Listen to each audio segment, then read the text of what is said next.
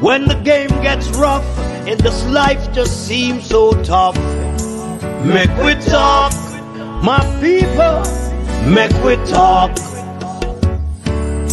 When this town becomes an ugly place, don't let it erase the smile from your face. Make we talk, people, make we talk. Conversation is the key, a guiding light for you and me. Spark a talk and you will see. Conflict solver A to Z. World leaders master the art of self-defense just by talk. So people, make we talk. Hey, we're living in a world that on ourselves we must depend. Make we talk, people. Good evening, wherever you're listening, watching from around the world in the Eastern Caribbean. This is Make We Talk on this Monday evening, July 10th, 2023. Bangarang happening in the People's National Party camp. Is it that the People's National Party is not ready to lead Jamaica? What is our next option in this country? From Michael Manley, the late Michael Manley passed away. A lot of people may say, Jeffrey, stop saying this. But I think from the late Michael Manley passed away, the People's National Party has been going down spiritual and can't find the bottom of spiritual until now. This evening I have with me, I can say my good friend, someone who I look up to, Mr. Don Anderson. He's a pollster. He's the one who ended up giving the polls about the People's National Party. Mr. Anderson, welcome back to Make We Talk, sir. Hi, Jeffrey. Thank you very much for having me back. I'm very happy to be here and look forward to talking with your audience about issues that are of critical importance in Jamaica at this time. Yes, sir.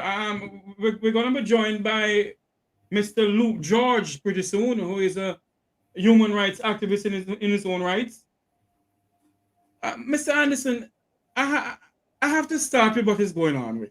I know I call you, I make you come on the program to talk about the polls and everything, but based on what is going on in Westmoreland, I'm from Negril. Okay. Westmoreland is my parish. Okay. You know, the late Jim Thompson, I know you know him. Yeah. Former late cousin of the parish of Westmoreland. Mm-hmm. He helped to, groom me and everything. And that's why I love politics. And based on what is going on in Western Westmoreland, do you think the People's National Party stand a chance of gaining back Western Westmoreland? Based on what is going on now, councillors resigning, turmoil going on, and they're saying that Dayton Campbell is the most destructive person in the People's National Party. Well, to be honest, I don't know sufficient about the internal politics of the party. I am fully aware of the national situation, to be honest with you. And from that perspective, I can glean what is taking place in Western Westmoreland. And I know that it is one of the constituencies that we were asked to poll. And there seems to be a fair amount of turmoil coming out of Western Westmoreland. I see today, I just read not too long ago, that 3 of the 4 councillors have resigned. Yes. In protest against the nomination of Mr. Ian Hills to be the candidate for the party in Western Westmoreland. I gather, I have no empirical data on this. Let me just hasten to add, but I gather that it may not be as bad as it seems, because one of the 3, it was expected. Hello? I'm not seeing anything on my screen at the moment. I don't know whether I'm seeing you.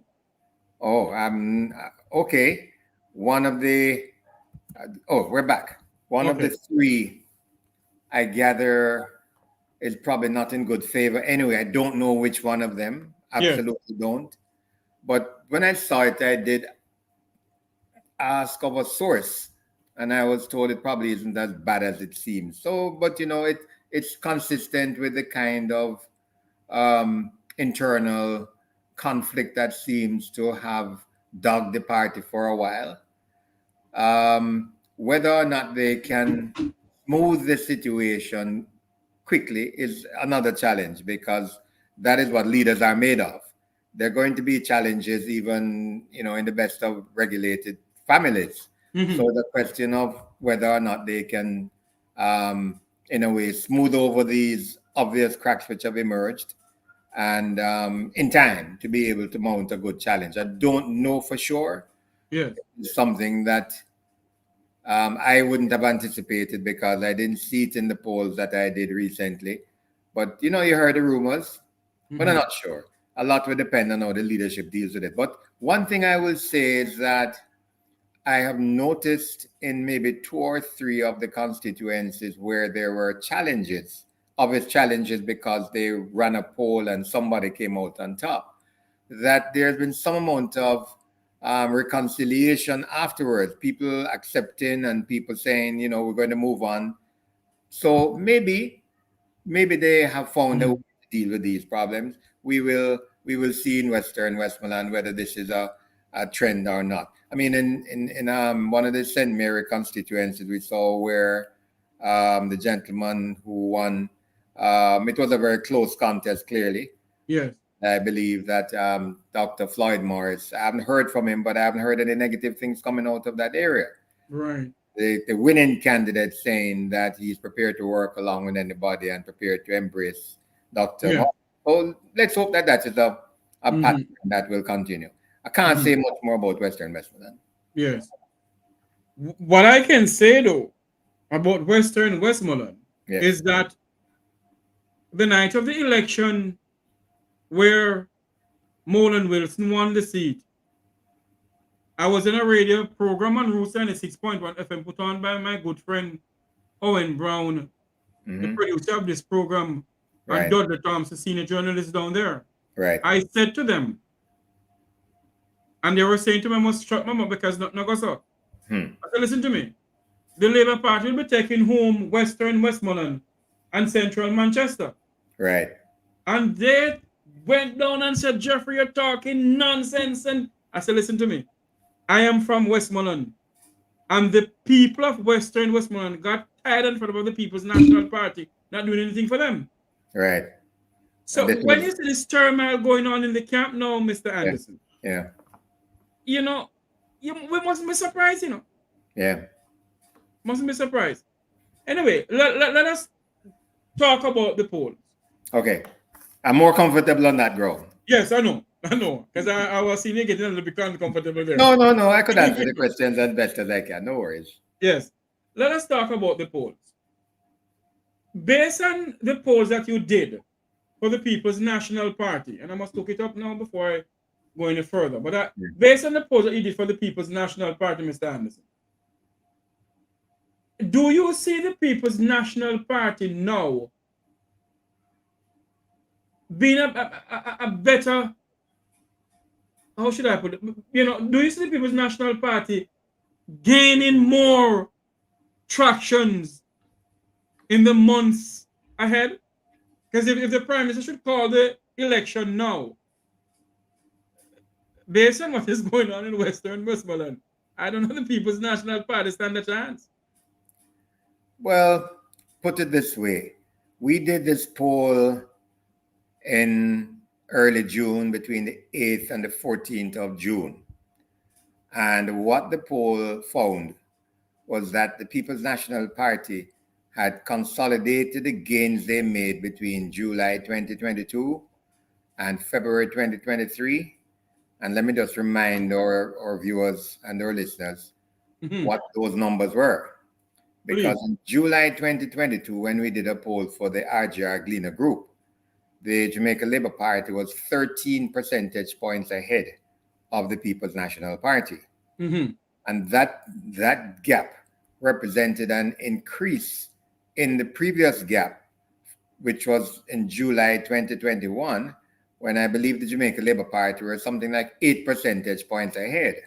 Yes. So fast forward to July 2022, and that gap moved to 13 percentage points ahead. And everybody thought everything was fine, including the supporters of the Jamaica Labour Party. Poll was obviously fine, good, good numbers.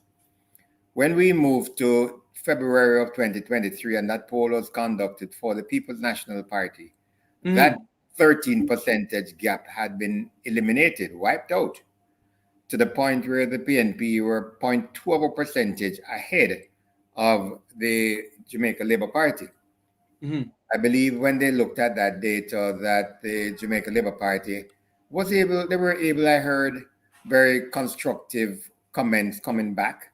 And in fact, the communication spokesperson rationalizing that fall off. Yes. And gain, relatively so. We then come to June 2023, and the People's National Party has moved 5 percentage points ahead. Why do I mention July 2022, February 23, and June 2023? Because each of them is a snapshot at a point in time, but they represent elements in a trend. So right now, the trend favors the People's National Party. But yes, it is early days. There are 2 more years before the elections are constitutionally due. But we know for the last couple of elections, they have not been allowed to go to term because the incumbent government has called it ahead of time. right. So we don't know if the Jamaica Labour Party would want to run the risk at this point in time when they are 5 percentage points behind. But to answer your question directly, a lot depends on whether or not this particular trend continues, which we would know from the next poll, which perhaps will be done within another month or 2 months at least.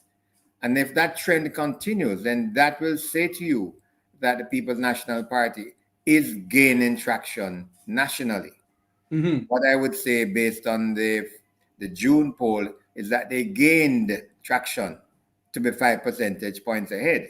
But that's, again, another point in the continuum. And if when we do the next poll, we see an improvement in the People's National Party's performance, then you would be in a better position to say that it appears that they could, in fact, be a formidable opposition in the next election. Whether or not they could win, I wouldn't go that far, because elections are won on election day. And polls do not determine the outcome of elections, but they do shape how public opinion is consolidating around parties. So I wouldn't want to give the polls any more credence and any more power than it's a look at how the public opinion is shaping up. And that gives you an idea as to how people are likely to vote. But in the final analysis, polls are won on election day based on the machinery that is on the ground, based on how they're able to get people out, based on how they're able to keep people in, all kinds of factors that determine how the election likely to go on the election day. Based on what is going on, and I know you don't want to talk about Western Westmoreland, but I'm going to I'm going to go a little bit about Western Westmoreland. Sure. Based on what is going on in Western Westmoreland now, where is a possibility that the People's National Party may lose the mayorship and everything down there. And if that is so, do you believe, as a gentleman who do polls for Jamaica year in, year out, do you believe that's a good thing for the People's National Party? No, and that's well, a bad thing for the People's National Party and a good thing for the Labour Party? Well, Westmoreland has been the kind of bastion of the People's National Party over these years. All right. There have been hiccups here and there, but certainly in the last election prior to this, they had all 3 seats, Eastern, Western, and Central. Right. And had them comfortably, actually. They lost all 3 in the 2020 election. And obviously, that's a pretty negative position to be in. Now, on top of that, you have a situation where there's a fair degree of turmoil in the camp because coming out of the attempt to select what they consider to be the best aspirant or best Yeah. candidate for the party in the next election, you now have further divisions. I make the point constantly that divided parties do not win elections. So if they're not able to reconcile the existing differences in Western Westmoreland, I think that would augur well for the Jamaica Labour Party taking that seat again. And obviously, if this sort of negative situation then spreads across the parish, then they could very well also find themselves in difficulty for the rest of the parish. So I would imagine that they would. I make the point constantly, Sir Jeffrey, that politics is about marketing. I remember addressing a PNP gathering once, maybe it was the NEC meeting, I don't remember, but a huge meeting, all of the leaders of the party and everybody. And when I stood up, everybody vacated the head table and I was alone up there, felt rather alone up there. And I said, you know, folks, I think you believe that you are into politics, but you're not into politics. And I guess they thought I was crazy. But I said, you're really into marketing. You have a product that you want to look good, to be able to appeal to people, to get them to buy into your product and so on. It's a marketing exercise. So marketing requires understanding your customer, know your customer, and therefore be in a position to deliver what your customer wants. And it is nothing more than that. It is and that is all the people of Western Westmoreland is saying this evening. That they don't, and for far too long, Dan Anderson, the two political parties in Jamaica.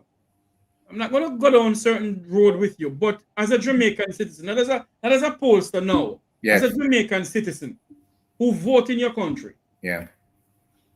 For far too long, political parties push who they want to push in the constituency. And the people of the constituency saying to them, no, you cannot continue doing that. And I think that is why right now Western Westmoreland is in. The banger is in right now. There's a banger going on down there. They don't want Ian Hales. And they keep on pushing people onto the people down there. Your views on the idea of parties pushing people into a constituency, the people that don't want them? Well, I mean, in principle, that would not be a good thing because the people who are the ones who are going to vote in the final analysis for who they want in the constituency, you know? So if that is what is taking place, and which I can't speak to because I don't know enough about the internal politics, but from a theoretical perspective, you really want to ensure that the person you put in there is a person that the people would more than likely be prepared to vote for. You can't say that more people are going to vote for this person than the opponent. But what you really want to do is to ensure that you put a person in place in there who is likely to garner the support and the majority support so that when the election is held, that person wins. So I can't say if this is what is happening in Westmoreland or whether or not this is so. But I will say that from a marketing perspective, that ought to be the objective, to find someone in that particular area, and any area for that matter, that would be the preferred candidate for any party. And this goes across the two parties. That would go with the best person to win and gain the support of the people who are going to vote in that particular constituency. It's logical. Yes. So I don't know if they're going against that grain right now in that particular. I mean, I've heard things, but I can't say. I don't really know enough about any of the constituencies and the individuals in there. Empirical data I don't have to be able to make that kind of assessment. But in principle, they really ought to be finding somebody who would garner the support of the people by virtue of communicating and giving the message to the constituents that he or she is the best person to vote for in that particular constituency. If a local government election should call now, if the Prime Minister of Jamaica should indicate to the chairman of the People's National Party and the head of the local government apparatus in this country, let us call the local government election. Do you think the People's National Party stand a chance in winning? Difficult to say because I haven't done any local government election polls, to be honest with you. And again, you're pardon me, but I can only speak from empirical data. I have Okay. no local government data because we haven't. That's not quite true. I have done a number of divisional polls prior to the constituency polls I'm doing now, not only for the PNP but for the Jamaican Labour Party as well. Mhm. Haven't done enough because, of course, there are far more, hundreds of divisions. Right. And I've done a few divisions, and it's too early to tell. The sentiment I gather is that persons are concerned that the local government elections have not been held and have been postponed a number of times. Right. One of the reasons that people speculate, let me say clearly, one of the reasons that people speculate is driving that is that the government is not sure, absolutely sure, that they would win the local government elections. Again, I can't say, I don't have the data, but this is one of the things that people are saying, that if they were sure they could win the local government election, they would have called it. I can't say for sure if this is so, but logically, you would think there has to be, apart from any other reason which I've heard, that could probably be a driving situation. But that is neither here nor there in terms of who could win the local government election. But that is one of the things that people are speculating about. All right? Okay. Let us switch to the polls that you did. Sure. It says Jamaicans, the highest percentage in the poll is crime and violence done on this. Right. Right. Can you speak some more? How did you go about getting that? And as a Jamaican, well, let's speak some more about that. Well, let me just give you a little bit of the background to the poll quickly. We interviewed 1,012 persons, and I get asked this question all the while. How come nobody ever interviewed me? Well, when you interview 1,012 persons, it means that with a population of 2.9 million thereabout, means that 2,899,000 persons were not interviewed. So people say, well, yeah, that don't matter to me, man. I mean, I'm in the population. Well, okay, let's go to the United States. I did an assessment of in the last presidential elections in the United States of some 185 polls that were done over the previous 6 months, or the 6 months leading into the election in the United States, presidential election. There were about 10 polls, and only 10 polls that used a sample size that was larger than 1,500. And the majority of them used a sample size that was about 1,000. Population of the United States, the voting population is approaching 300 million. Yes. So 1,000 sample in Jamaican context, providing it is representative of the population, is adequate to make a projection as to how people are likely to behave in an election. Same kind of sample we use in the myriad of private sector commission polls when people want to know if the product is going to do well, what is it that driving their products, why are people buying their products, etc. It's the same principle we use, all right, successfully, all right. And I must mention that the polls represent only about 5% of our business. So we're into private sector companies, corporate entities, financial institutions, regularly throughout the year doing the same kind of thing. And we've been doing this for 50 years, all right. Yes. All right. So when we do a nationally representative sample, we get a mix of the population in line with how they are represented within the population. That's the first thing to note. We then ask persons, well, and we interview them face-to-face, one-on-one, and we ask persons, in this particular case, what do you see as the biggest challenges facing Jamaica at this time? Straightforward question. We don't prompt anybody. We allow them to answer, and we capture the answers, and then we put them in groups. So nobody is prompted. Nobody is given a set of answers to choose from. We said, what is the biggest problem? And we get that feedback, and we record it, and we then make a determination based on the analysis of the data. What it says here is that the largest single factor impacting how people feel about Jamaica at this time is crime and violence. 45% of the 1,012 persons, 45% of Jamaicans aged 18 years and over say that crime and violence is the biggest challenge that they face right now. This actually is supported by another study that we do for the Jamaica Chamber of Commerce that we have done for the last 21 years continuously. So we have about 80 continuous quarters of data on that particular study that we do. It's called the Business and Consumer Confidence Study for the Chamber of Commerce. Very much like what they do in the United States and many parts in the world, confidence surveys. Mm-hmm.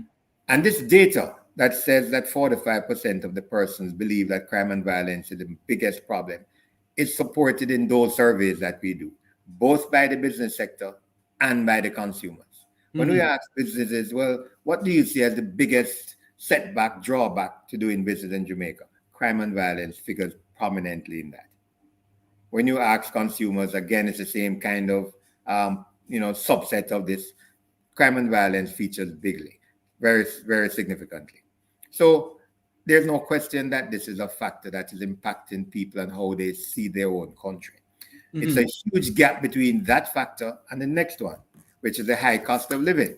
And again, the Business and Consumer Study supports this, because when we ask people that, they talk in terms of the significant increases in price that they're experiencing and that they've experienced over the last year. Consumers, 80% or 85% of consumers say that prices have gone up significantly over the last 12 months. So it's a huge burden on the consumers and their disposable income. So these are the two biggest problems that people face. And there are a couple others, of course. Unemployment, which is also part and parcel of the high cost of living and the ability to support themselves against that background. We have joining us now Luke George Cooke, human rights activist. Mr. Cooke, welcome to the program, Sir George. Good evening, Jeffrey and Don. Glad to see you. I hear that you're getting a beating for your recent poll, but stay steadfast. We must be true to our calling. No, I don't even say that I'm getting a beating. I've grown accustomed to persons who don't like the poll numbers saying something is wrong. It's nothing new. I must mention very quickly that from the 1990s, when Mr. Seaga was leader of the opposition and not likely to win because of the fact that, PJ Patterson had taken over in 89 or wherever it was, 92, and had won maybe 2 or 3 consecutive elections. And the Jamaica Labour Party was, like the PNP now, was a fairly divided party and not likely to win an election. So I remember releasing polls through the Gleaner, and Mr. Seaga was one of the biggest critics.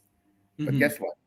When he came, when I was finished reading the newspaper and people would call me and ask me, well, why are you not answering Mr. Seaga? I told them no, because the person who calls me right afterwards, Mr. Seaga, asked me if I have any more data I can share with him. So the point is that even from the 90s, I recognize that if you don't like the data, then you're going to try to discredit the pollster. So I don't ignore them, but the bottom line is that, we just stay true to what we do, and we generate whatever we find. We do that same thing in private sector companies. We've walked into private sector companies and given them bad news about how people feel about them, consumer satisfaction levels. We've gone into the Ministry of National Security and talked to them about the public perception of the police. We give them the data as we see it. So we're not going to ignore anything that we hear, but we recognize that we have to contextualize what has been said. Luke, you have a question to ask Mr. Anderson?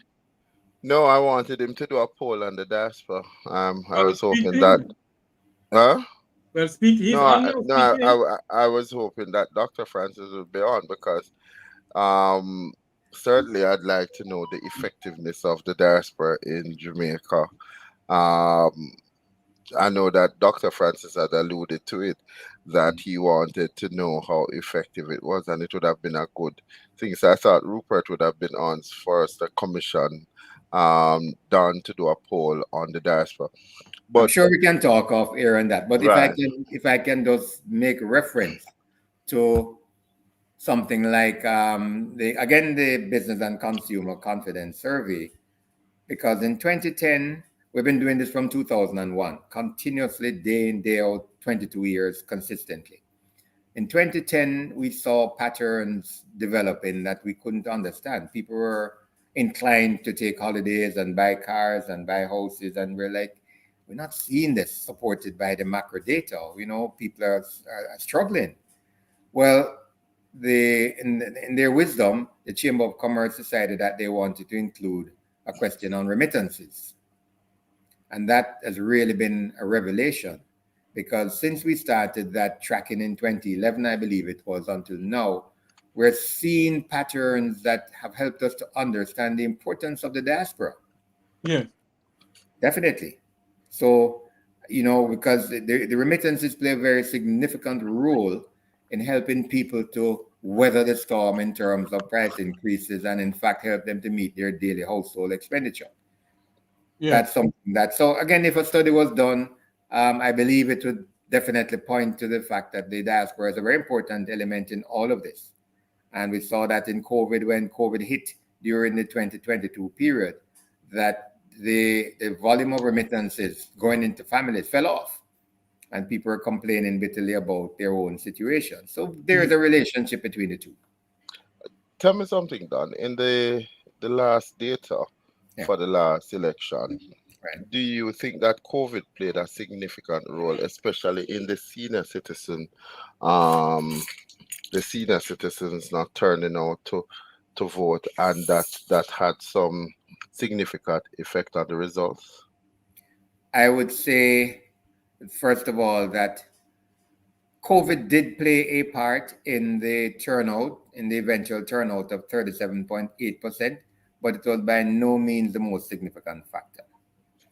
We've seen over the years, and I made a presentation to the Electoral Office of Jamaica in February or March thereabout, in which I showed that there is a growing trend of a dissonance between those people who register to vote and those who turn out to vote. If you see that pattern from 1960 up to 2020, you will see it starting out as a pretty narrow gap up to about 2000, maybe. Very narrow gap between those who were registered to vote and those who turned out to vote. There's a good reason for that, because up to then, around about 2000, people registered as elections were called. So, because the election was called, the number of people who registered tended to be fairly close to the number of people who turned out to vote. Or put another way, those who turned out to vote was close to those who registered to vote. But from the time when we went on to a continuous registration process, the gap between those who registered to vote and those who vote widened significantly. So by 2020, the number of persons who registered to vote was close to 2 million. The number of persons who ended up voting was 37.8% of that, which was only marginally more in 2020 than those who turned out to vote in 1960. So we have seen a dramatic fall off, culminating in the lowest turnout in our history in 2020 during COVID. But I make the point that I also did polls during elections in St. Kitts, during COVID, St. Kitts, Antigua, Bahamas, etc. And the voter turnout during those were nowhere. The turnout was nowhere as bad as it was in Jamaica. So those two factors, I believe, suggest to me empirically, and it certainly says to me empirically, that whilst COVID was a factor, it was not the most important factor. And secondly, that surely the persons who tended to vote were, and have done so for quite some time, are the persons who are 35 years and over. That was the pattern again in the 2020 election. And the number of persons under 35 was relatively small compared to the older persons. So again, none of those situations would support a conclusion that the COVID impacted persons significantly during the 2020 election in Jamaica. From your recollection, you can show a pattern of when the young people voted in a higher number or a higher percentage. I can't because it isn't so. The young persons have We been have traditionally been persons who don't turn out to vote. Let me tell you what I also did. Round about 2005, when I saw this pattern of young persons not being engaged in the political process, I did a study on my own. We did a study on we underwrote the cost because it was such an important thing to find out. We interviewed persons between the ages of 15 and 17 to find out where their headspace was at. And we found that persons 15 to 17, not yet in the political realm to be able to vote, they were totally unconnected, disconnected. I say unconnected. They had not, for the first time ever, shown, well, put it another way, they were not at all connected to the political process. They were not interested because they had formed their own views about what the political environment was, and they were not going to become involved in the political process. That pattern has continued to today, where young persons are the ones who least are inclined to vote. On that, so hold on, Jeffrey. So you're Go ahead. saying that of the 2 million people that we saw in that surge to register, really it's just the ID they were registering for and not necessarily to exercise their right to vote? The electoral office is firmly of the opinion that a significant number of persons get the IDs because it represents the best and most secure national ID, but not because they want to go to vote. And the data does support that. The data supports that. Sir Anderson, there's this perception that we move blocks of voters from one area, especially in those winnable areas, safe seat as we call them, to other location, and that they are able to get on the voter registration. So if we have a weak candidate in some district, we tend to move voters from both political parties. Do we still have that culture of moving people around to vote for a particular parties? I think that today that would be maybe not likely to happen in any great numbers. All right. Because the systems have been put in place to weed out bogus voting. I'm not saying it's pure, to weed out situations where people can shift from one constituency to another within a short space of time. So I believe that that is not likely to be a huge factor in election voting today. I know, however, that elections have become very transactional, meaning that you will never do a study where a significant number of people will admit that. But we have heard and we have done some post-election evaluation, where it has come to the fore that people are actually paid not to go out to vote, and that people are paid to go out and take vacations on the day of election. And these happened in constituencies that were marginal, where moving a few hundred people or even less than 100 people may very well impact the outcome of the election. We've heard it, but to say that I have empirical data would not be an accurate assessment of the situation. But we've heard it, and we know that in certain, in even in other Caribbean territories, we've seen where the elections have become very transactional to the point where on election day, poll estimates or poll predictions have been turned on their heads by virtue of what takes place on election day through a very transactional process, which is becoming more and more part of elections throughout the Caribbean. But two of the main reasons, as you have cited, is unemployment, and people basically are of the opinion that none of the two will render to them the sort of hope that they're looking forward. So, and then you have factored in there on the large number of unemployment.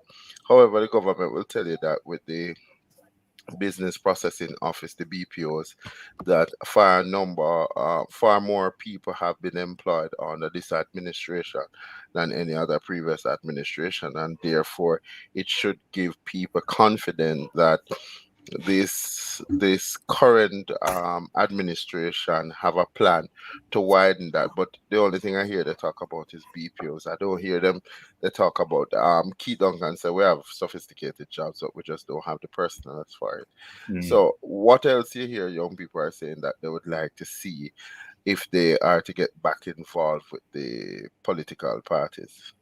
Well, it's not so much get back, but to get in, because it's not that the young people have become disenchanted. They have never been really properly engaged. All right. Mhm. So let me just give you, because we did make this presentation to the electoral office as well, because when we showed that chart where there was a significant dissonance between those who registered and those who voted. So what's the reason for that turnout? So every time we do a poll and we ask people, are you likely to go to election? And there's a certain percentage who say no or we're not sure. We kind of, in a way, segue into those persons and we say, well, why is it you don't want to go to vote? Why is it you're not going to vote? And here are the reasons why people say they're not going to vote. One, these are not necessarily in order of importance. These are reasons that we have accumulated over 30 or more surveys. Because every time we do a poll and we ask people, are you going to go to vote? And we do hundreds of polls over the last 20 years. Reasons for the decline: too much corruption in politics, no difference between the parties, none of them performing effectively. I have no confidence in them. Politicians make too many unfulfilled promises. Politics is too dirty. Well, again, this is coming from the perception that young people have of the political process. All politicians are the same. None of them helping the people, and the people will not benefit. These are the major reasons why. And there's not much difference in the answers. It just says there's a turnoff factor, or there's a factor that, or there are factors that are not conditioning engagement in the political process. And this is largely amongst young persons, but it also pervades the older persons. So that is a major factor. Now, I want to put something on the table that to me is a very instructive piece of information. Mm-hmm. In 2011, when the People's National Party won 42 seats to the Jamaica Labour Party's 21, between that time and 2020, when the elections were held,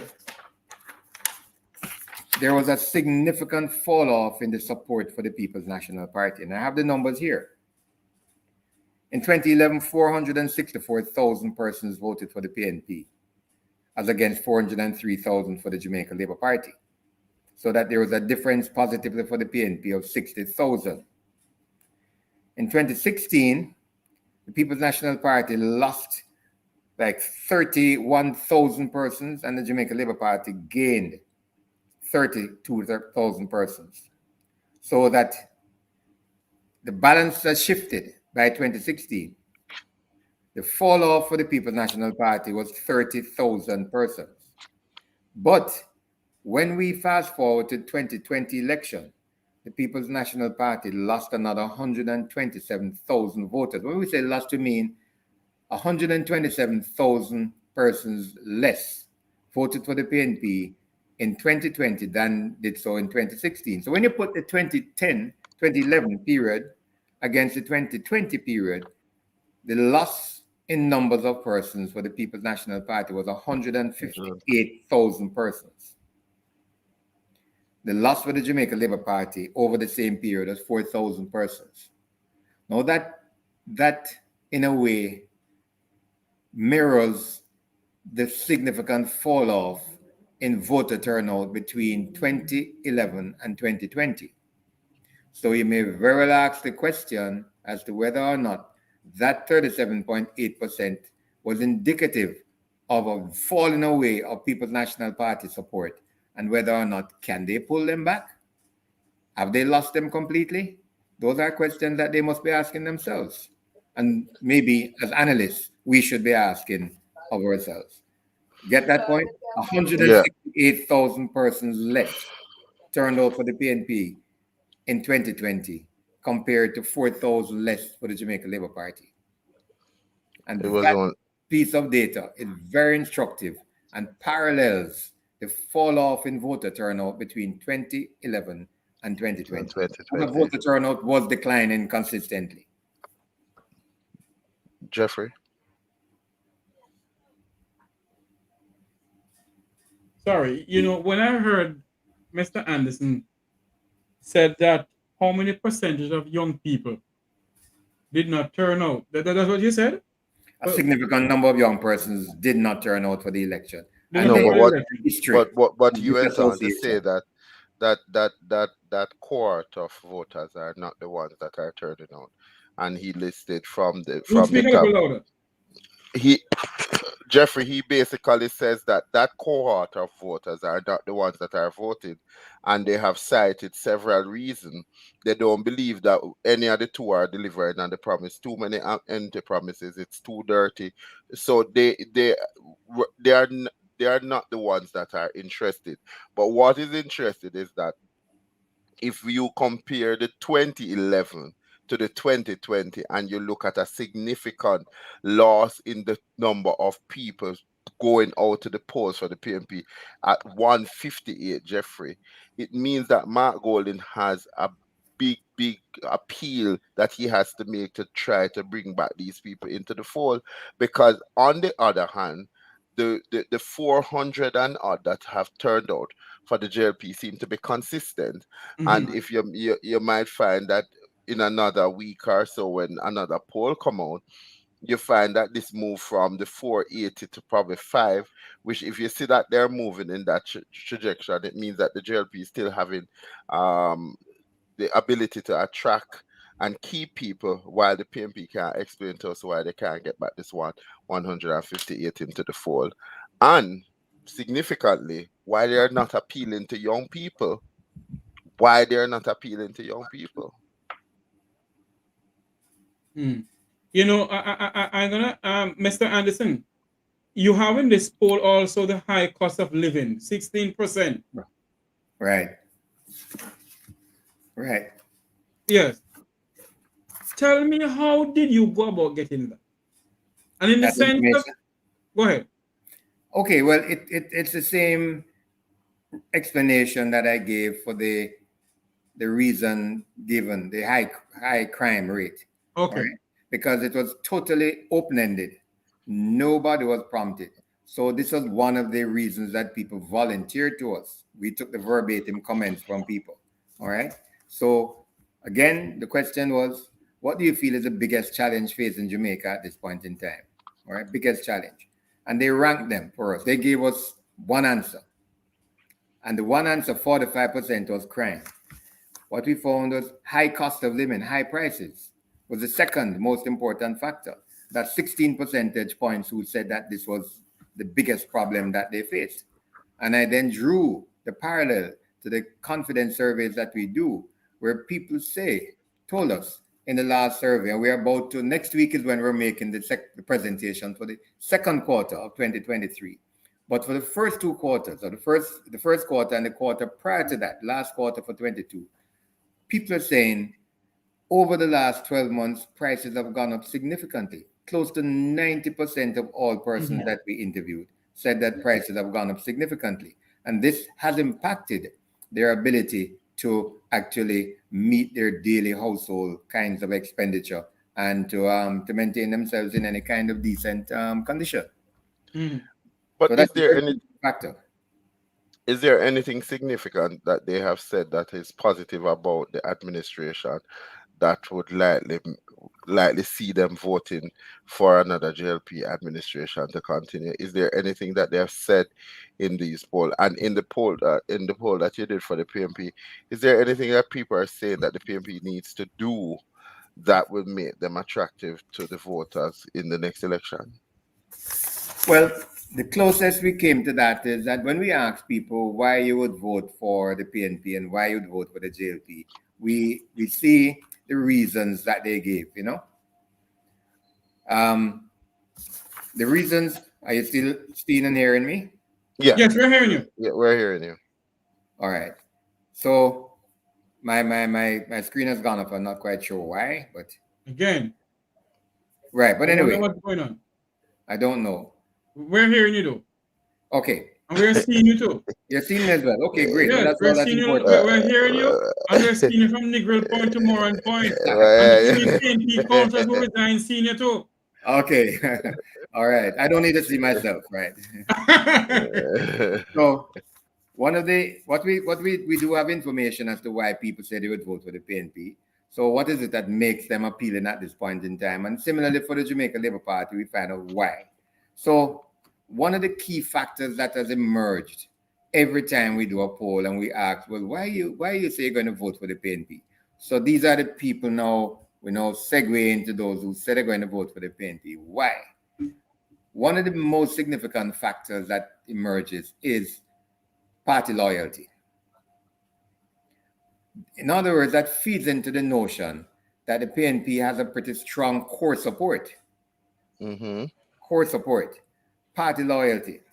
In this case, it wasn't the most important reason. 53% said the party looks out for the poor. Now, why this is important is that in previous polls that we did, and we asked, well, what is the reason why you'd vote for the PNP? They were perceived to be the party that would look out for the poor. Now, this was maybe, up to about 2005, 6, 7, etc. That factor for the last 8 or 10 years has not been the most important factor. It came up in the last study. But consistently, tradition, loyalty has been the biggest factor behind the People's National Party support. And they mentioned that point again. But over and above that, 34% believe that they're the best party to run the country. 30% believe they have a proven track record of running the country. And 28% want to give them a chance. So these are the reasons why they say they would support the party. For the Jamaica Labour Party, people are saying, well, they're the party that cares for the poor, but that percentage is not as high as the People's National Party. Not a big issue, because they give a range of other things. The party that has the country's best interest at heart, they're better able to manage the country, and they know they can do better at managing the country. But the traditional support for the Jamaica Labour Party is only 13% compared to that 40% for the People's National Party. You see the point I'm making? That the People's National Party, based on the reasons why people consistently give for voting for them or intending to vote for them, they appear to have a larger core support. When you talk to people, this is generally what you get anyway, so the data supports that.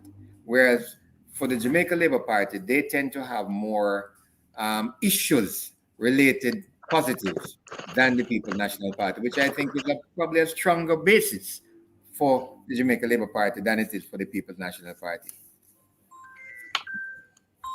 In other words, I believe that we're now heading towards a situation where the voting public is becoming more issues-related, but a lot of the People's National Party is still very much built on their traditional support, which, if you don't, in a way, diversify that, could run out in the long run. When you look at who votes in an election, what is the percentage of male to female voters? You find that it varies, per constituency and so on. Overall, there probably is not a significant difference between the two on gender. But certainly in terms of the other demographic like age, we can categorically say that the Jamaica Labour Party has, whilst recognizing that the youth vote is not huge, the Jamaica Labour Party has been the party that has attracted more of the younger voters by virtue of, interestingly, recently, the leader, all right? And the People's National Party has tended to attract more older supporters. But on a gender basis, there's not a significant difference between the two. Okay. You need to unmute your mic, Jeffrey. Let us ask this question here, because I personally thought that this would be a bigger percentage than 6% corruption. Well, let me tell you that. Anderson, sorry, Mr. Anderson. Not hearing me? No, I'm hearing it. Go ahead, Mr. Anderson. Okay. I'm saying that this is how people prioritize the concerns. Now, when I give you this piece of information, you will probably be better able to contextualize where corruption falls in this priority listing. Because I think it was probably 2019, just before COVID, we were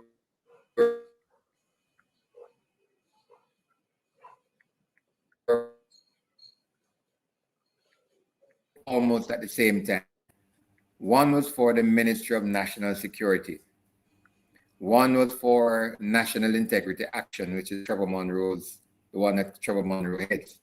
The third was for Transparency International. This is a big international entity that monitors the global corruption barometer. So the three corruption-related studies that were done by us at the same time, almost, right? I had to make a presentation. I was in Braco presenting to the Ministry of National Security one night. The Commissioner of Police, the Minister of National Security, they were all there. And on the following morning by 9 o'clock, I was making the presentation to the National Integrity Action. What emerged for this, including the Corruption Barometer study for Transparency International, found about 70% of Jamaicans made the point they see corruption as a way of life. Does it put into perspective, therefore, when you ask people which is the biggest problem facing the country at this time, that corruption is not number one? They see corruption as a way of life.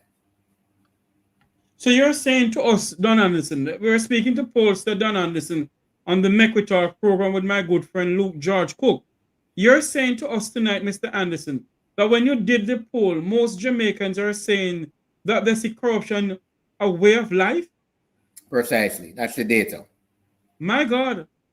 And I make the point that three separate studies pointed in that direction. But Luke George Cooke? Yeah, but why are you surprised? I am surprised because I thought Jamaicans will be saying that, you know, we need to stop the corruption in the country. Yeah, but if that entity is delivering to the people there, to their immediate need, then how is it that you're going to ask people to see something else? The fact of the matter, it shows that there is a failure to deliver. So where there are unmet need, people resort to what is easy and what is fast because they have needs, and those things that, for instance, if we go to a done in an area, and you say, boy, sir, I have 5 children and me not have any lunch money, he's possibly likely to take $5,000 out of his pocket and give it to you. If you go to a constituency office, you'll have to wait until there's a disbursement. So who you think that lady and her 5 children are going to now start to want to embrace? The man who can help them. So when you have government who have not delivered on the promise to the people are going to find alternative source. And I've always said it. Crime is the biggest paying industry in Jamaica. The man upper Beverly Hills benefit from it. The man downtown benefit from it. So how are you going to stem corruption when so many people have become reliable on it for their daily living? It's a challenge to all of us. I want to make the point, though, that whilst this was the acceptance, it doesn't mean that there isn't a solid core of people who are opposed to it, right? But it means that people see it as something that's an everyday occurrence, all right? But I'm sure that, there is a solid core even within that 70% who feel that this is not something that should be tolerated. And even within the security forces, we know that there is, and corporate Jamaica, that people do not necessarily buy into the fact that this is taking place. But the general perception amongst the people is that it is a way of life. They see it around them. And not that they participate in it, but they see it around them. And this is the perception that they have, that it has become a way of life. This is how people say, how you get around the system? You know? So, but that's the reality. That's what the numbers say. I only can speak from the numbers. Yeah. Lou? Right. So again, I'm agreeing with Dan. It's not that everybody is saying that way, because the well-thinking Jamaicans like Don and this yourself and myself understand that that is going to significantly impact on us in a negative way.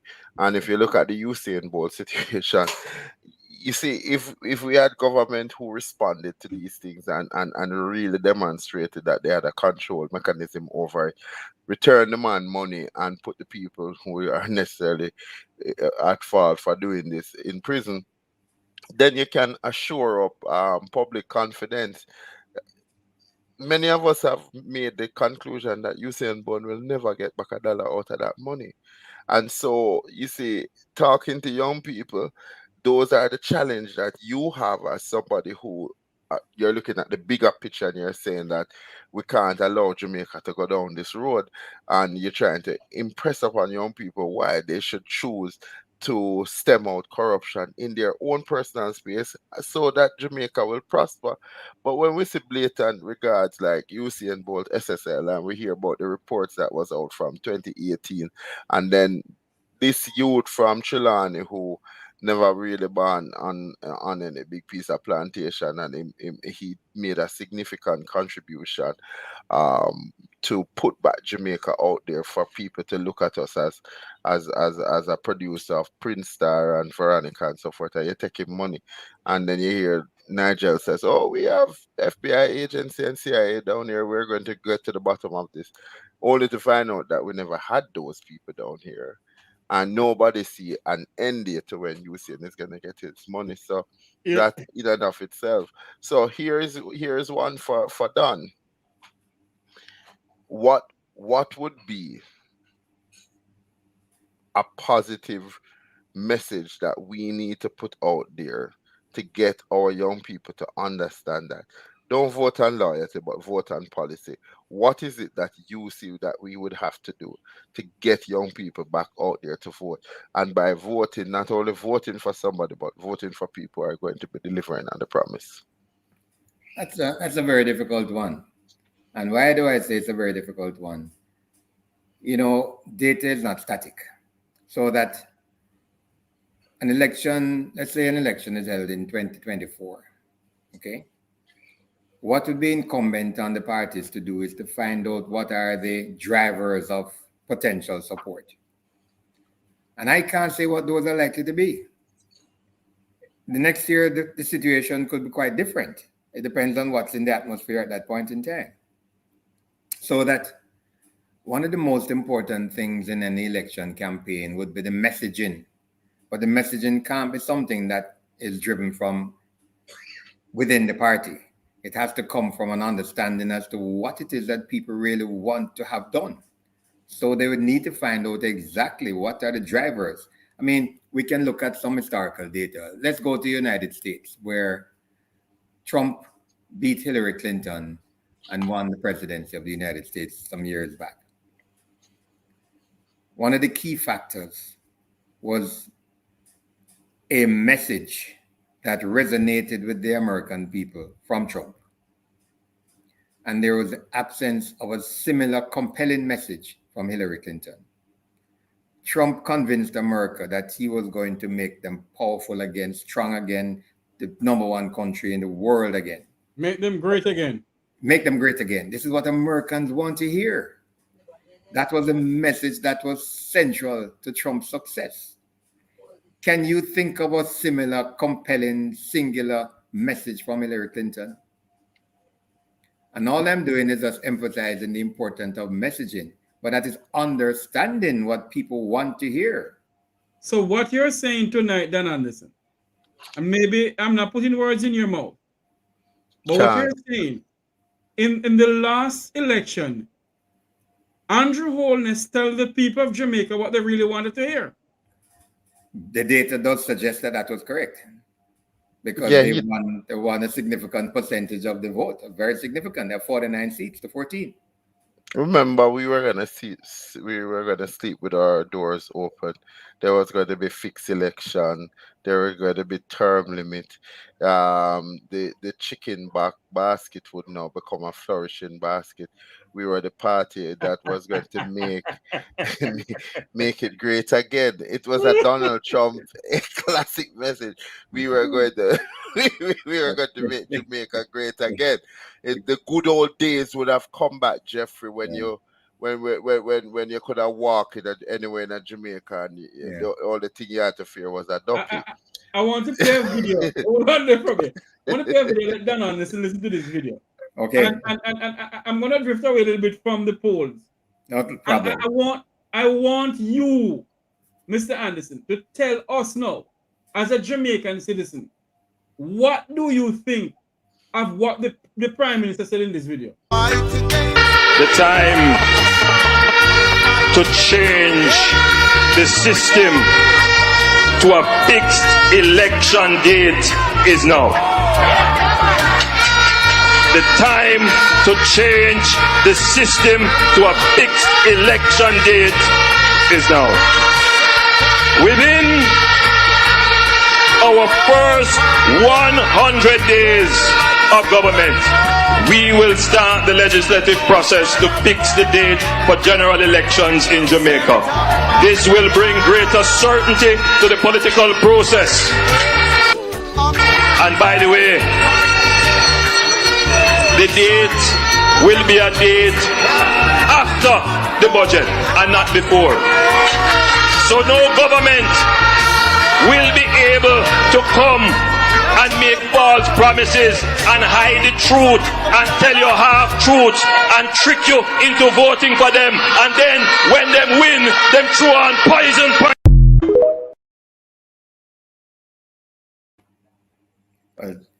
That was TikTok, right?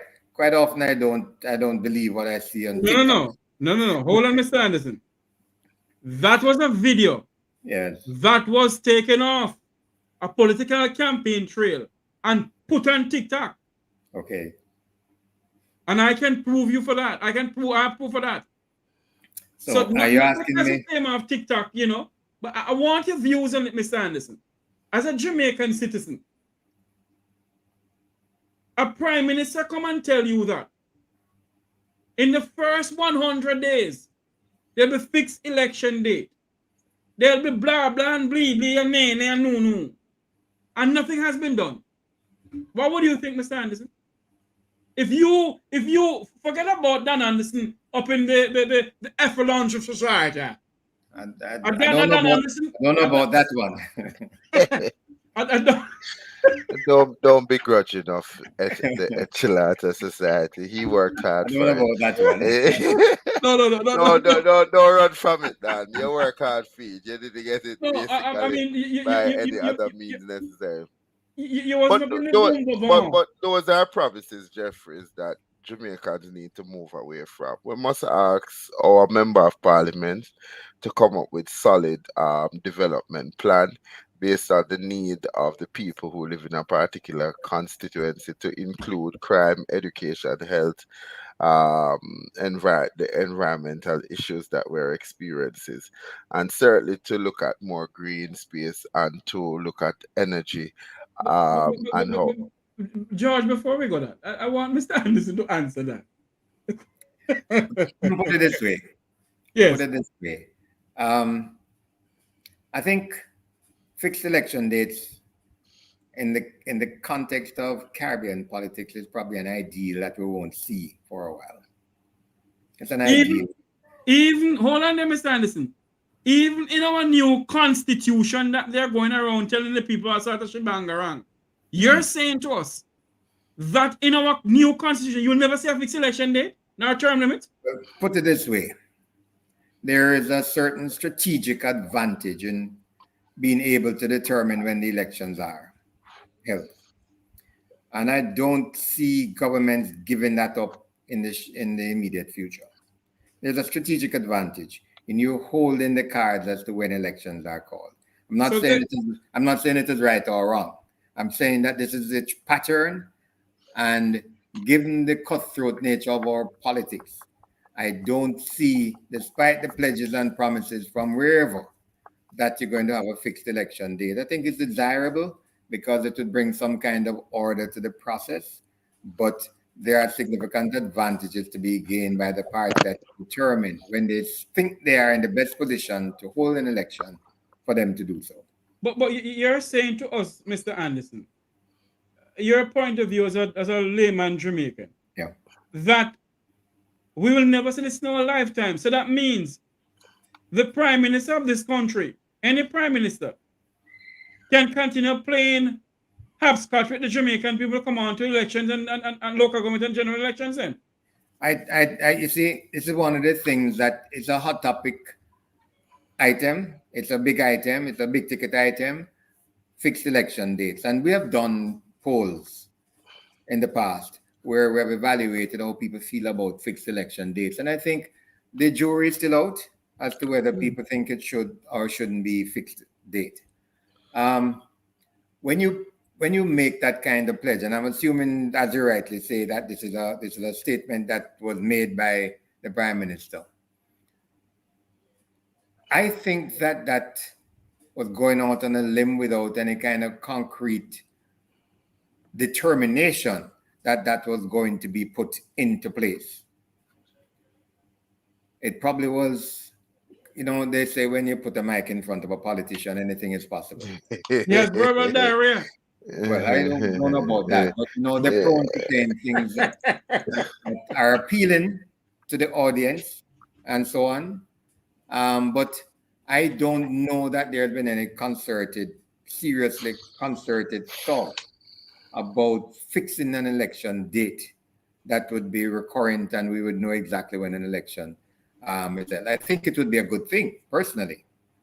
But I don't know that there is a high enough degree of seriousness about fixing that date in the immediate future.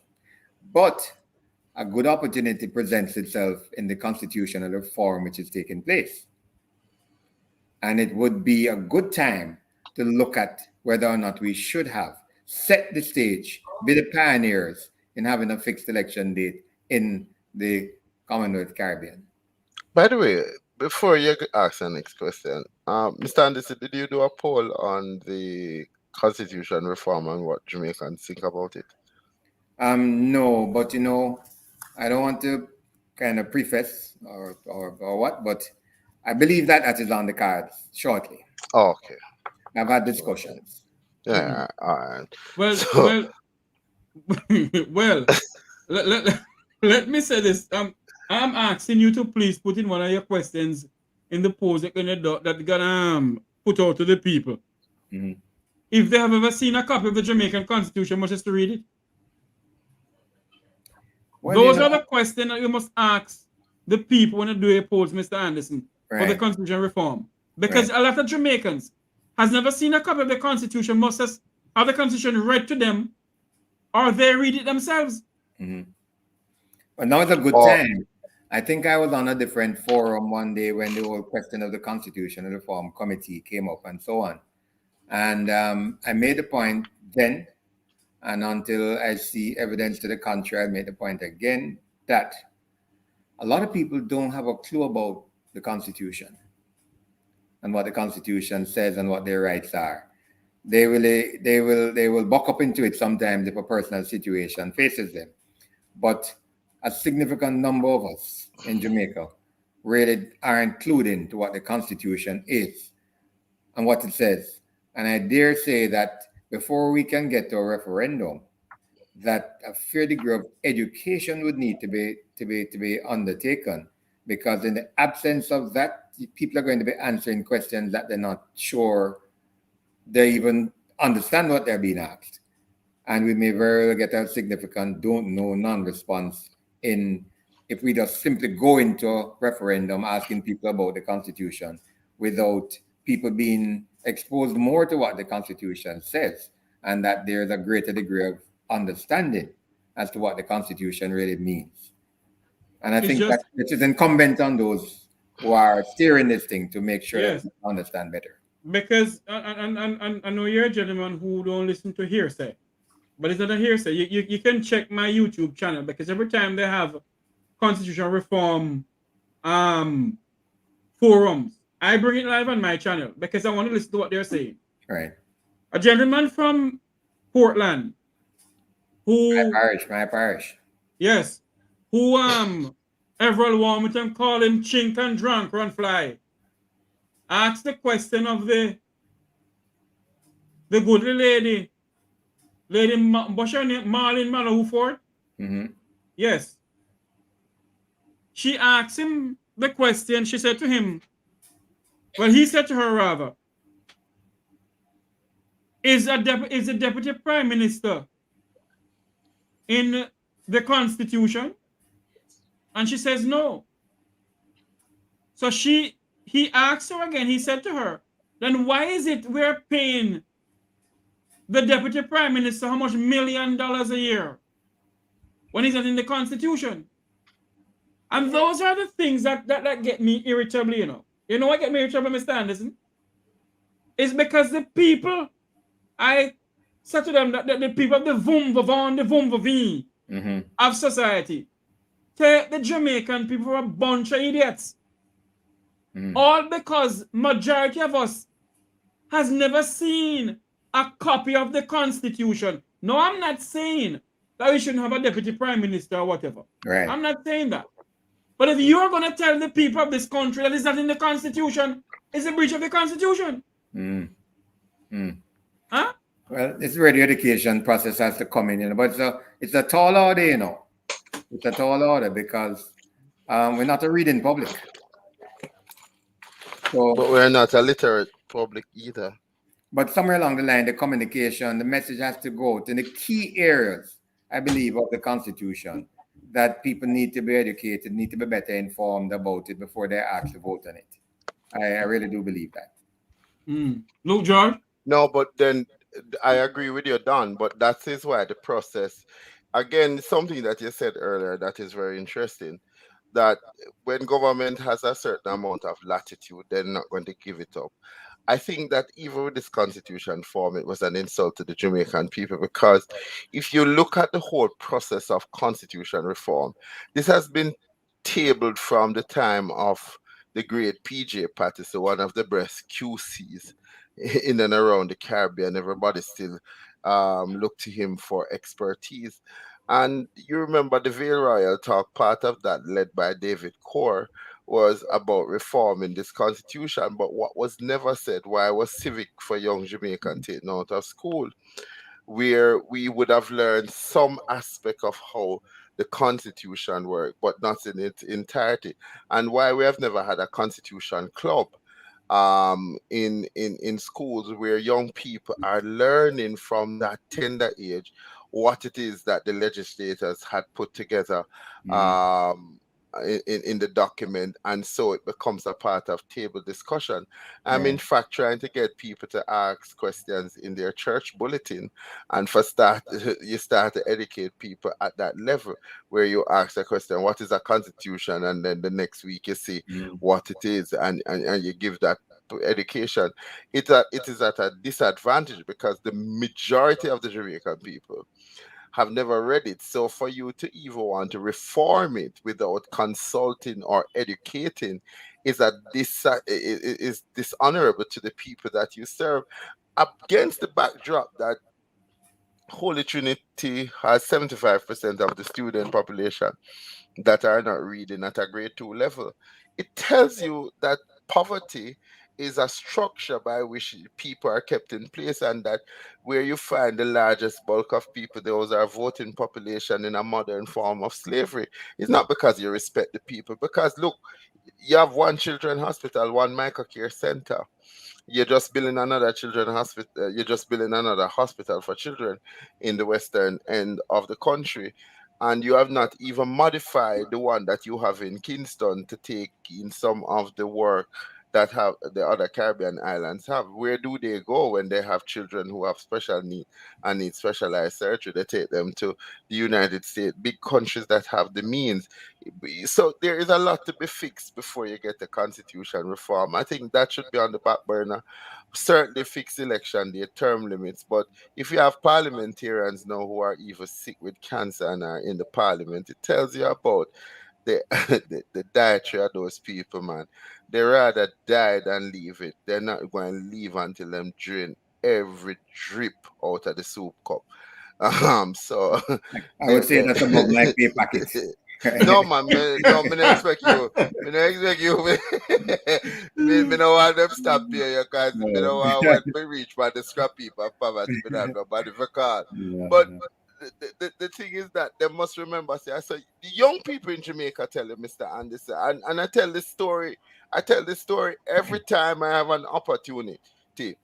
When you said to Jeffrey earlier on that the percentage of person who say crime is them satisfied with the corruption level. When I say to people sometimes that look here, you see, if we really get into the criminal study of some of these organized criminal entities and how dispassionate they are about how generation of them have been treated by the politician, and when they make these money, that the same gun that is down at Tivoli circulate to Montego Bay under a rental scheme, it circulate to this other parish under a rental scheme. Those people have made a business out of this negative behavior, and this is what gives them now the power. Them don't have to listen to a politician anymore, right? Because them have the money. In fact, politicians have to take talk from some of these people because them can outbid them and them can outbuy them. They're buying houses in their neighborhood. This is how sophisticated these people have made crime have looked. And then when I talk to students, through some motivations, and them come to me and say, sir, but look, you gotta tell me if we go to school, get an education, and we can go sing a one song, and we even richer than politician, richer than doctor. So it's how we balance the message, as you say, that yes, these things will give you instant gratification, but what will it mean in the long run, and to try to show them a picture of what it is going to mean in the long run. And this is why it's important that we continue to get poorly from you, Dan Anderson, so we can look at what people are saying, because if what you hear people are saying, they're saying that the system is growing and some people are getting rich, but the majority of us is not trickling down. So we will buy into a system that we can get, because the system that we created that should have created the balance is not creating the balance. And that's just the reality. And the story that me that tell them, me stop some young people and me that work within an Arnett Garden up at Spring Plaza. Them printer sheet says some Arnett Garden Junior Football Club. And me know them now have no Arnett Garden Junior Football Club. And you know, those kids were between 8, the oldest one being 14, out there begging. And you know what them said to me? How come when big man are of the country, only not stand up, but when we the little people are doing it, when they come and I preach, we must be honest.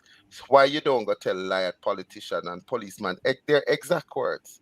Liar politician, lied policeman, lied pastor, said them for stop thief poor people money, but when they come in to tell we to stop it. It's a That big, is the country. That educational process is a huge one, why the horse has gone through the gate significantly down the track. And that's quite a massive undertaking. I think you mentioned, for example, PJ Patterson. It was the values and attitudes program that he was trying to, and that would have been a good time for it. But my view right now is that there's always a place for it, because what we've done, we've lost a lot of our morals and stuff like that. But the horse has gone through the gate, well down the road. So that campaign today, as necessary as it is, would be a huge undertaking to try to shift the minds of the young people in particular. But crime is not necessarily of the young people only. And I say so because, as you rightly say, there are many opportunities for instant gratification that actually is, for them, far more attractive than working a 9-to-5 job, which they can't find readily anyway. So that's a huge challenge. It's a huge challenge. You know what I mean? It You're surprised. human rights activist. I'm only kind of, you know, No, but look, we're mentioning. all in our own. Look here. Don't feel like say you're not doing it, you know. You might be doing polling, but you understand and you love this country equally like myself. The fact of the matter is that there are too many failures, and the question is, how is it that we're such a talented country with such with all of these bright people? When you look at the sheer numbers, Sir Anderson, and you know numbers better than me, you have 4 million Jamaicans here. You have another 2 point odd, almost a touch 3 in America. You have another 3 in a in a Canada and 3 in India. And then most of the times when we talk about the diaspora breakdown, we don't talk about the people in the remote countries that we never talk about, the African nations, some up in Iceland. I mean, people tell me you go to Iceland now and you have Jamaican restaurant. I just say, really? Where I do this? So, but that is how diverse we are. And those people in all of these countries are making significant milestone in education, in health, and yet still we don't see that we are utilizing the skill sets that are out there to impact and creating a better circumstances and a better picture. So the messaging has to be, well, thinking Jamaicans have to get up and start to do our messages. And that's why I said the challenge to Jeffrey is that as civic society, we need to come up with, look at the areas that government put out policy paper on and come up with a people's policy, and then promote it, because it's about growth and development. And then if it is possible, let us push to have a coalition government and see how it work, because since we now get rid of the two, let us say if we had a coalition government, if that would work. So That's that in a big in ask. an office. You think in our environment that is even remotely possible? I doubt it very much. Whether you doubt it or not, I can be doubtful too. But Yeah. look, we need to give people an alternative, because none of the third party seems to be making an inroad. Although I would suggest that if them stop focus on winning 60 seats and just win one, it creates a different paradigm shift. The next morning, everybody with the aspiration who believes that they can become a member of parliament and possibly have something to offer better than the two. And for me, I think it's shameful that the two still in 2023 that people are still talking to them. What they're one of lesser of the two evil. Come on, man. We deserve better than that. I'm going to say something, and these are my words. These are not the words of my two esteemed guests on this platform here. You mean the two gangs in the House of Parliament, Mr. George? Yeah, the two gangs, the two tribal. Those are very heavy words, man. Yeah, man. Very Jeffrey, them know where me live. The two tribes. Yes, the two tribes. In fact, them call themselves the firm. Yeah. Them discipline who them have for discipline, and them short. So all like me now, none of them have no use to me. Cause me coming like Damien Crawford, me and loose cannon. You know, the key point is that as citizens of the country, it is incumbent on us, you know, to help determine how the things go. But the fact of the matter is that nobody is prepared to stand up long enough to be able to convey a message that's different and that's meaningful and that's impactful enough to give people a different perspective. You know, we talk about third parties, and they don't really have a long shelf life. They come out, and first of all, they generally don't have the kind of financial base to continue on a long term kind of program, and hence they contest, some of them 10 seats, some of them 20 seats, what have you, and they don't win any. The money is kind of, you know, drained. And not only that, Mr. Anderson, sorry to continue. Yeah, Some man. of them, there's one right now who can't tell the people of Jamaica how many candidates they have until this blessed day. And they come on every platform, vote for this. Is the UIC attacking? Like I call him. Yeah. Neither Joseph Patterson of the UIC, nor anybody in the UIC. Yeah. Can I tell the people of Jamaica who are the slates of candidates if an election should call? But you talk about vote for UIC. Yeah. And Jeffrey shut him out. You But I know, understand. theoretically, when you hear the reasons why people say they do not go to vote or are not connected to political parties, theoretically, there's a suggestion, there's an opportunity for a third party. But none of them has been able to galvanize the kind of support financially or people wise or resource wise, human resource wise, to be able to make a difference. And you need to probably study to find out why. Are people so turned off on the political process that despite the fact that a lot of people say the two parties are difficult to vote for, which is really where we are now, that there's been no opportunity seized by an alternative to wedge a kind of strong enough body of support that would make a difference. So there's a big message, there's a big statement being made by the Jamaican public at the same time. It feeds into the notion that a third party really won't have much of a chance in this environment. Unfortunately, this is what that's And being this said. and this is why, again, I said, Don, it has to take the citizens of Jamaica who love this country, and not only us here, but those abroad who should come up with policy documents looking at effective and efficient ways of utilizing what we currently have. For instance, I heard a guy, I saw it in one of the groups that I'm in, a doctor from the UK Mhm. saying that, look, if we really wanted to take on education, we could have moved from paying that large amount of money to JPS and basically um, putting up solar panel on our schools. Certainly, when you cut that cost of electricity out, Mhm. you certainly would have more to go towards ensuring that we have the equipments and we have the right size classroom. So Jose Marti, for instance, said that they can't take any students transfer at this time Mhm. because there was a video circulating of the school being flooded during class time during the rain. And you would say, how is it that in 2023 we would have a school flood out when education is by and large the vehicle that we have been selling as the one to get people out of poverty, and that the schools administration have said that they're really sick and tired of asking for help from the ministry. So how is it that we found money to fund Mrs. Johnson Meeks campaign Let me ask for? you a question, Luke George. You are somebody in the trenches, so to speak, all right? And despite the fact that I know you're very passionate about it, I get a sense of despair in your voice. What do you think is the reason for it? And I'm asking you the question because I think it is pretty obvious what is the problem. We are a very individualistic country. And as far as each and every one of us is concerned, we really want to get the best for ourselves, first of all right?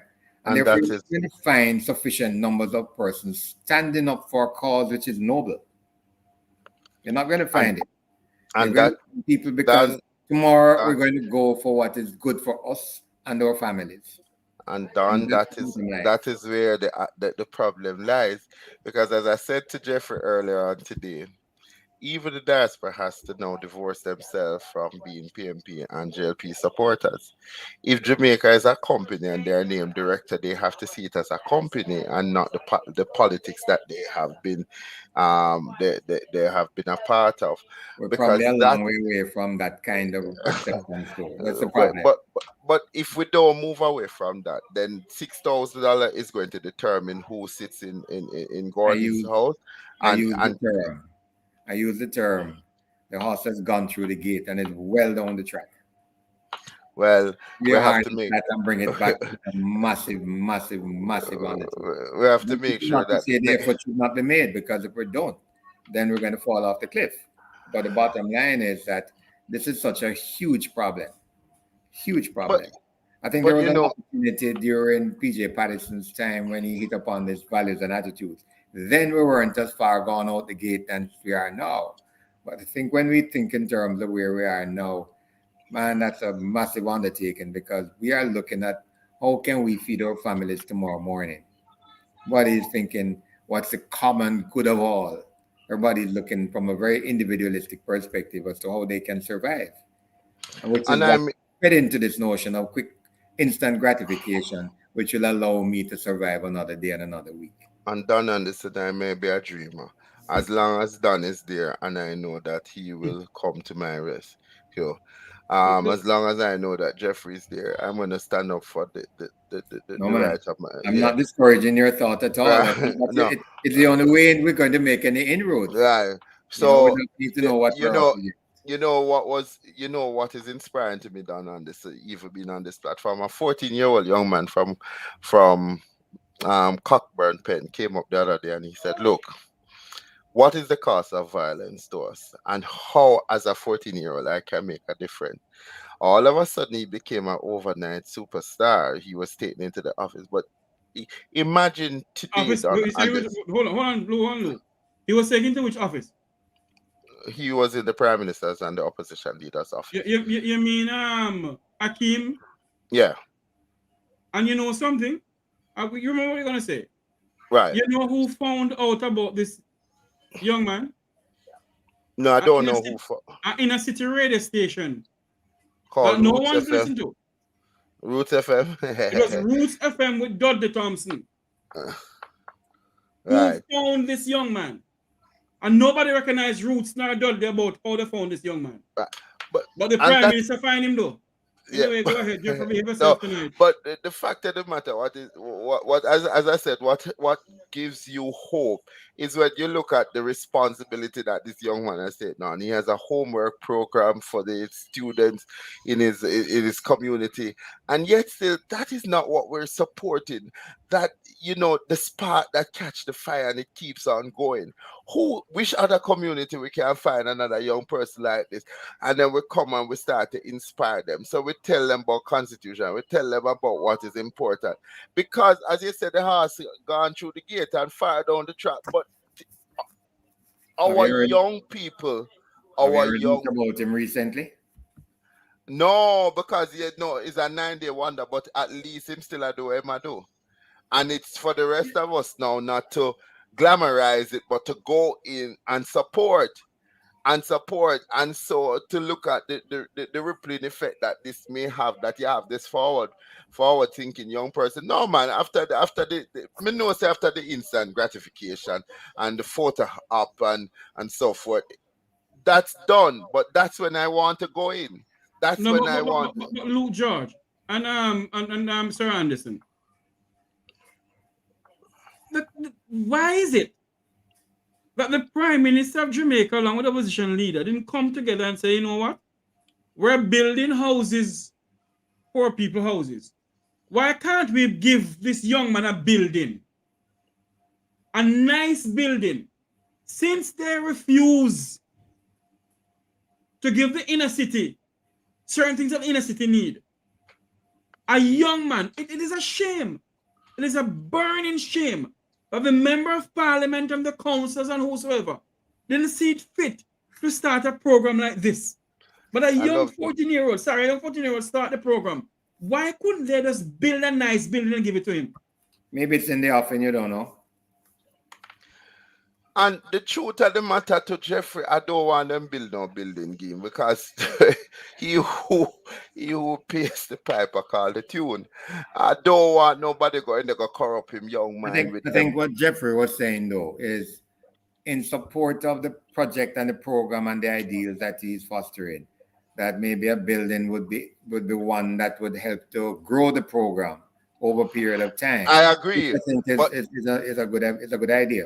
I agree, but Jeffrey, I would want it to be the rest of us who build that building. It must be seen as a neutral space, because one of the things with politics, when them build nothing gear, it have a color, and people will ride you to the end of your day to remind you who get that building. But George, remember, politicians are at one point in time human beings like me and you, So the fact that you're proposing that maybe it shouldn't come from a politician, but come from somebody else, why do you think the ideals of control and so on wouldn't penetrate in a different environment? That's what's happening in private sector. I'm not saying that, but I'm saying that Then the hopefully chances are greater with the politician. yeah, and I'm just saying, Don, that the forward-thinking people out there who should be supporting this young man and activities like these, we will see it as what is necessary to change the course that we're on, and not necessarily so that we're going to hold the reins over him, because that's not what we want. We want to develop more forward-thinking leaders that are not cultured on the ideal that my grandmother vote that way, my grandfather vote that way. I come from this family and we are strong in this way. But to educate sufficient people so that they can make better choices. I think Jeffrey's point about strengthening the base though is a good one. If you have something that you can say, well, here is the foundation or something, which is a very positive move, and then you can grow from there. But to not do something about it, I think you run the risk of that program, that start that young man made, maybe whittling away for the lack of support, which it obviously deserves. Yeah. That's another. So Yeah. so Jeffrey has the challenge to go and whip up diaspora support for I'll tell you something, Luke and Sir Anderson. It was brought to my attention by senior journalist of Roots FM that the young man having a sports day and he needs help. This program, the Make We Talk program, along with Roots FM presenters, get a good amount of money to buy the medals and give to him for sports day. I'm saying this. Why is it that we have to allow a young individual, a young man who's coming up, to start a program?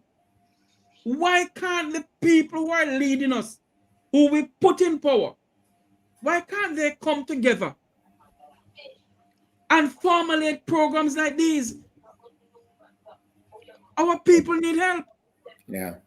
I think the opportunity is now to get that message across, because obviously both parties are searching for support, and this obviously is something that could generate some support for them if they embrace this and actually were kind of foster parents of a program such as this. But it has to be, the message has to get across to them. So maybe I don't know who's going to take that message to them, but maybe Luke can take it to them. I think it's important to note, and it's a significant gesture, significant achievement on the young fella's part. But it's something that obviously requires far more consideration than it is getting at the moment, or it's been given. It is because you know what I discovered, Don. There is a challenge with reading in Hannahtown, and under the leadership of Peter Espute. Peter Espute went around and tried to get the youngsters from the Hannahtown community to come and do the reading class, and he was blown away by the amount of people who volunteered to come out and do it. So there are things happening, and I think that I'm so happy that you said, because now you just concretize in my mind that part of what Jeffrey and I can be doing is bringing on people on this program once per week, doing something positive, and then we can sort of pull the support from other places to support these ideas, because it is that sort of collective energy to see good things happening and things that can be replicated and done in elsewhere that I think people will gravitate to. But that's what we need to do. It's not just to, and that is what will help to renew hope in the Jamaican people. As the marketing people say, what you do is build on the positives and minimize the negatives. See it? And we have our marketing person, man who knows the figure better than anybody else. Right, good. I know we go over the time with you, Mr. Anderson, but I want to ask you this question before I allow you to go. Then Luke, George, and I can wrap up. Okay. Wrap up the program, people. Don't have any ideas in the head now. Okay. And that's how we reach, Jeffrey. Education is a big thing, man, and that's how we reach. Okay. Do you think, Mr. Anderson, that Jamaica needed truth and how do you pronounce the word again? Lord, my tongue tie up. Truth and reconciliation. Yes, commission. In No. principle, it's a good thing. Whether or not it would be too idealistic at this point in time would probably be my question, my issue. How many people you'd get listening in, participating in, supporting a Truth and Reconciliation committee or program?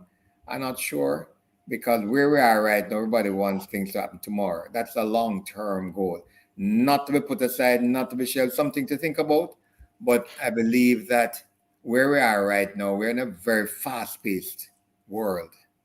We're very fast-paced ourselves with technology overtaking us day in, day out. People talking about whether people are going to have jobs tomorrow because AI is just, running riot through the world and in Yeah. Jamaica soon.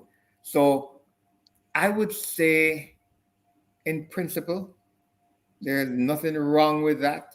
Whether or not you'd get sufficient buy-in, I have a question about it, because we're not going to have the patience, may not have the patience to sit and watch that thing grow, which it has to. It's going to be a long-term objective and a long-term program. It might not be able to catch on quickly, because there are things that are attracting our attention much quicker and which are going to get us further quicker than something like that. But it is a good ideal, and it should not be abandoned, and should be something that would be kept on the table rather than abandoned. Mr. Anderson, Luke, you have any more questions for Mr. Anderson? If not, we're going to No, actually man. give it. No, I think he touched on the vital points. I think that the audience would love to have him come back at intervals. So you should make sure that the invitation is extended to him. He's a sensation. He really has an understanding of the culture. And the man can spin the thing and can duck the thing. Oh, be careful how you use the word spin, How you use the word spin. No, we have to be careful now. We're talking, Jeffrey. But I'm telling you. No, but but you go ahead. But I am happy with what he has said. I believe that he is authentic in his deliverables. And I hope that we could train some more young people. Because one of the things that I fear is that I don't know much pollsters in Jamaica than done. I know that there are a lot of market research company, and I know that we call a lot of people political analysts. I don't know what they analyze because they're so partisan. But I'm delighted that First we and have. foremost, though, I'm a market research professional. Yeah, I know that. First and foremost. Yeah, I know that. But you have gone a bit further. That horse has gone through the gate and way down the track. But I'm hoping that Don could teach this as a skill set so that people can also take account. Because here's what I see, Jeffrey. If people could use some of the skill set that Don has been using to come up with the answers and just the numbers and how to how you'd call it now, work the data. Maybe within our own corners and communities, we can now start to prioritize the most important thing and to look at how the data supports it so that we can come to an exact some idea of what it is that is meaningful to people. Because as you said, we probably won't get it in one go, but if we can take off small bites. So it would be good to see how we use polling data as well as using the same sort of data collection and aggregate working the data to see how what it is that we could get. Because I believe that if the ordinary people could do that, then it probably will start to help them to look in a different direction for outcomes. Mr. Anderson, before you give us your final words, Parting word. departing words, Mhm. you when election night, or if election is called, on election night and all the votes are coming in, are you a part of the discussion on radio programs and so forth? As a matter of fact, yes. Not only in Jamaica, did a lot of work in Antigua for the last election in January. I did a lot of work for the St. Kitts election, and I was on Antigua television all night. I was on St. Kitts radio to the next morning when they were still counting the votes, 29,000, 30,000 votes, to understand why. But sure. And on in Jamaica, surely, I have been involved in the sessions as the votes come in. I can tell you something. One election that stands out, and this is my last word because it tells you where I am. Tells you a lot about where I am. On the 2007 election, Portia Simpson Miller remains one of the dearest people to me because of my sporting life, which is another thing. I have been involved in sports all my life, and she's been Minister of Sport, whichever ministry she has had. Prime Minister on sport, tourism on sport, labor on sport. So I've had a pretty long relationship with dear Portia Simpson Miller. In the 2007 election, when she was Prime Minister, I was doing a lot of work for the CVM television station. And from January, when we started to poll, until September, when elections were held, we saw a diminishing gap between the People's National Party, who were the government, and the Jamaica Labour Party. When we started to poll, the People's National Party were 9 percentage points ahead of the Jamaica Labour Party in January. It was a very, very difficult election campaign period. And as we went down February, April, June, so on, the gap narrowed. And I remember Garfield Burford on television when we got to August saying, Don, you got to call it now, man. You got to call it now. And I'm saying, first of all, I'm not in the habit of calling an election, but I'm seeing a trend here, which for the People's National Party was worrying. All right. We got the last poll result on the Saturday before the election on Monday. And when I looked at those numbers, the lines crossed for the first time. First time. Hold that for a moment. On the Thursday, 2 days before that, I had a telephone conversation with Prime Minister Portia Simpson Miller. And she was telling me all of the seats that she was going to win. And I agreed with most of them. But there were a couple that I said, Madam PM, I don't think so and so. On the day before the election, I was on the CVM recording the program for the night. Sunday night, Monday's election. And when the lines crossed on the Saturday, I called it for the Jamaica Labour Party. You hear what I said? Portia Simpson Miller was very dear to me. She was the Prime Minister of the country.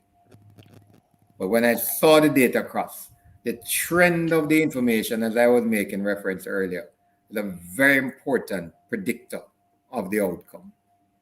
And when the lines merged and crossed and the JLP was a marginal percentage point ahead, I called the election 32 for the Jamaica Labour Party and 28 for the People's National Party. So fast forward to your question. On the night of the election, I was on CVM television as the votes were coming in. And I was torn because I know I was going to be right based on the data. But I'd called it against my dear friend Portia Simpson Miller because of the data I saw. And as the data came in on the night of the election, I said, oh God, I'm going to be right. I'm going to be right. But it was very painful for me. I say this publicly because of the sporting relationship that I had, and I developed a good relationship. But I saw it. The Jamaica Labour Party was going to win that election, and I called it exactly that. And the outcome on the night of the election was the JLP 32 seats and the People's National Party 28 seats. So if now, say for instance, saying that in the next 2, 3, 4 months, you see a different trending where it look like this, and you see the People's National Party gaining more against the Labour Party, what would you say to the Prime Minister of this country? I would say you have a lot of work to do. Yeah. So you wouldn't tell him to call it? No, I would never do that. Even though in the 2016 election, I don't know if anybody remembers a cartoon in The Observer when the Prime Minister Portia Simpson Miller said she is going to wait until she got a signal from her Yeah, master, from the master. from the master. And who is that master, may I ask? Well, I know she was speaking to her religious, her master up above. Lord Jesus Christ, I Jeffrey. know it, but Oh, Was the I, capo. it was Was the unfortunate. capo Reynolds. In the there was an when she called the election, there was an observer cartoon with somebody kind of looking like me. Uh, that's why I asked, you know. That is why I asked the question. It was she was waiting on you. no, no, that was a very that we ad libbing a little bit now, but that was a very difficult election because there are a number of competing influences with regard to when the election ought to have been called. There was a division as to when the election should be called, and this is where maybe having a fixed election date would take away that kind of agony which he must have suffered that year, determining listening to different factions as to when the election should have been called. But that is history, But yes, for the last number of elections that I've worked in St. Kitts, in Antigua, and in so on in Jamaica, it's becoming standard now that on the night of the election, I'm invited as a panelist to review the results as they come in, and it's an honor.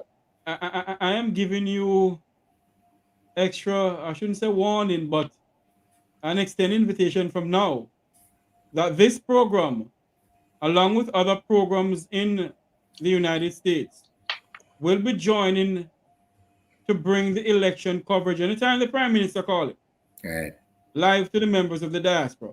right. So I'm saying from now that I would love to have you on the panel. And Well, Luke is already invited. Luke is going to come. Luke is already, I'm inviting you first. But Luke is coming on because Luke is going to be a co-host. But I'd be honored. So let's see how it goes. We never know. We don't know whether it's going to be later this year or Yeah. 24 or whether they're going to wait out to 25. But Well, I'm prophesying that confident. the PM going to call it very soon. You think so? Yes. Okay. Let's see if you're Is right. that inside information? I plead Or the fifth. I plead the fifth. no, or the master told you. All right. No, but it's On interesting.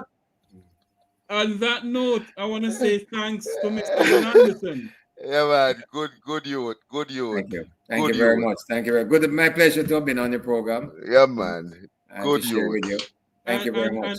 One of I the know very best Jamaica has. I know a colleague of mine who I think you know him too. He has a radio station here in Florida, WZPP and WZOP. He used to be on he used to be on RFM. Okay. I know he's gonna ask me to invite you on one of his program. So as soon as he does that, I'll Let extend me it to you, know. sir. Well, I'm known to be media friendly, so Yes. long as it can be fitted in, I will be happy to be on the program to share. I live by the maxim that knowledge which is not shared is of little value. So whenever I have the opportunity and people think I can have something to offer, I'm quite Yes. Thank you very much for coming on, sir.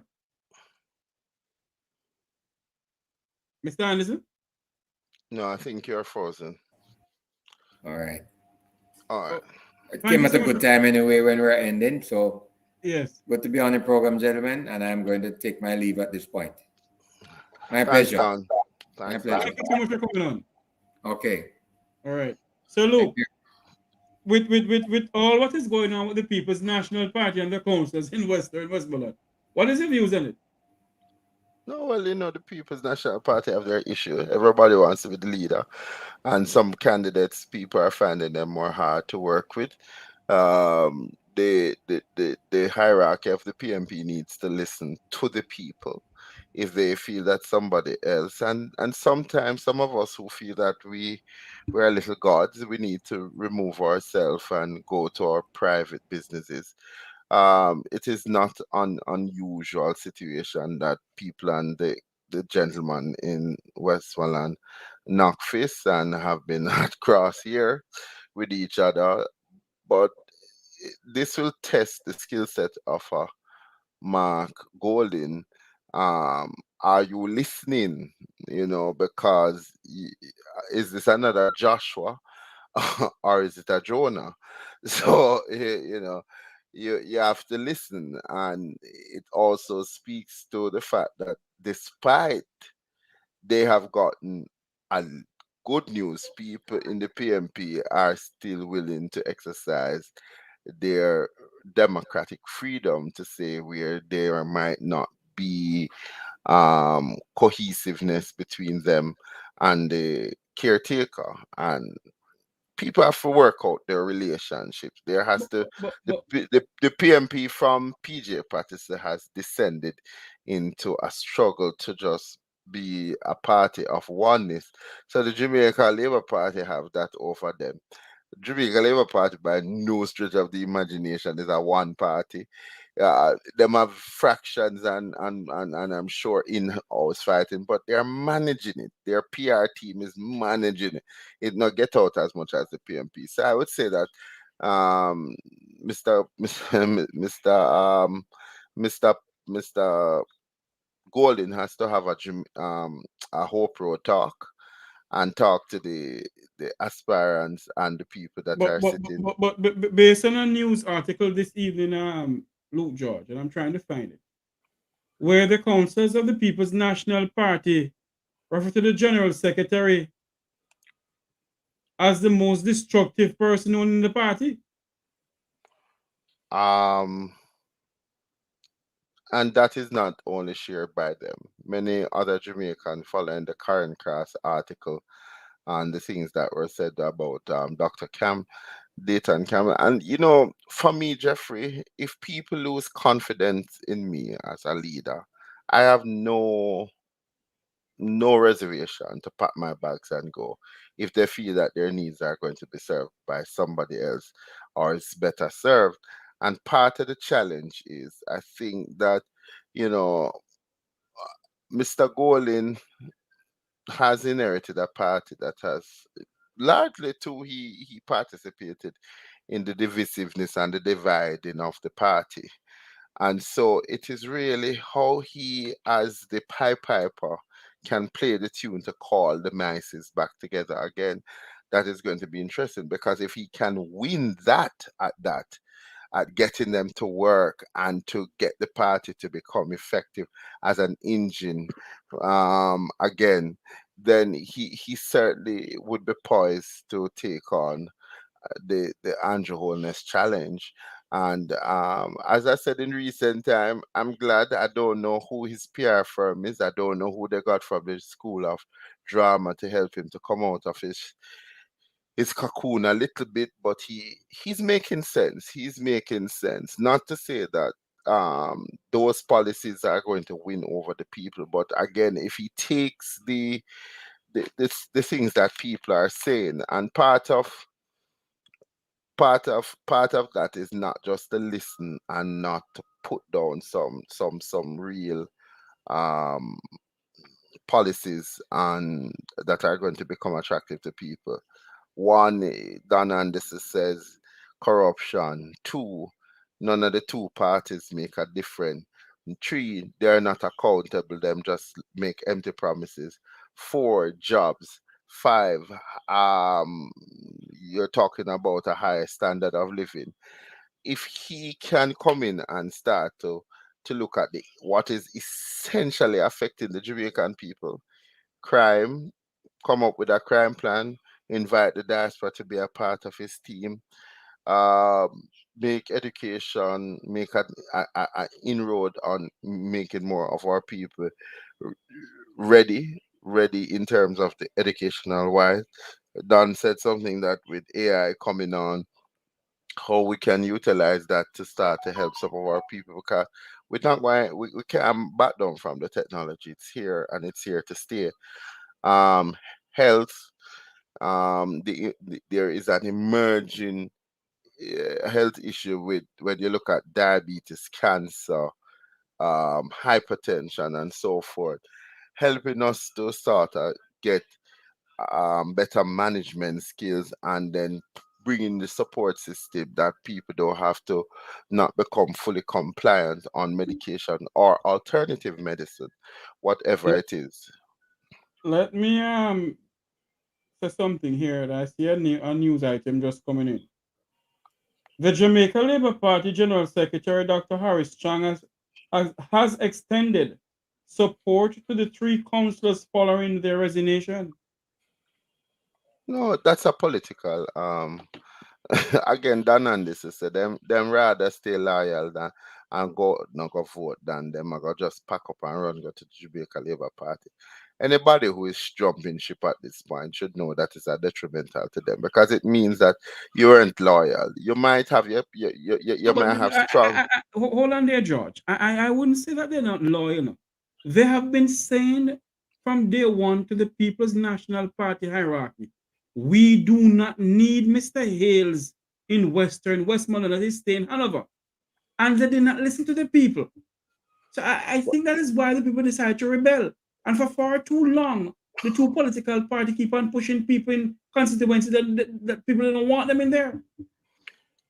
But Jeffrey, that's what earlier on I said it. I said one of the problem with the PMP leadership is that they keep on feeling candidates outside of what the people are telling them. So I'm agreeing with you.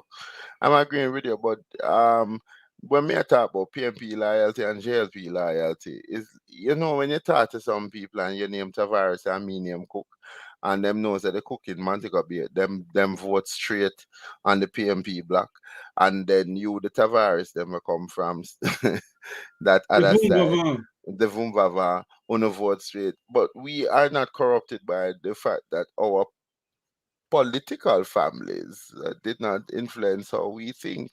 And so all I'm saying is that those who are loyal to their party don't just switch. They rather not vote.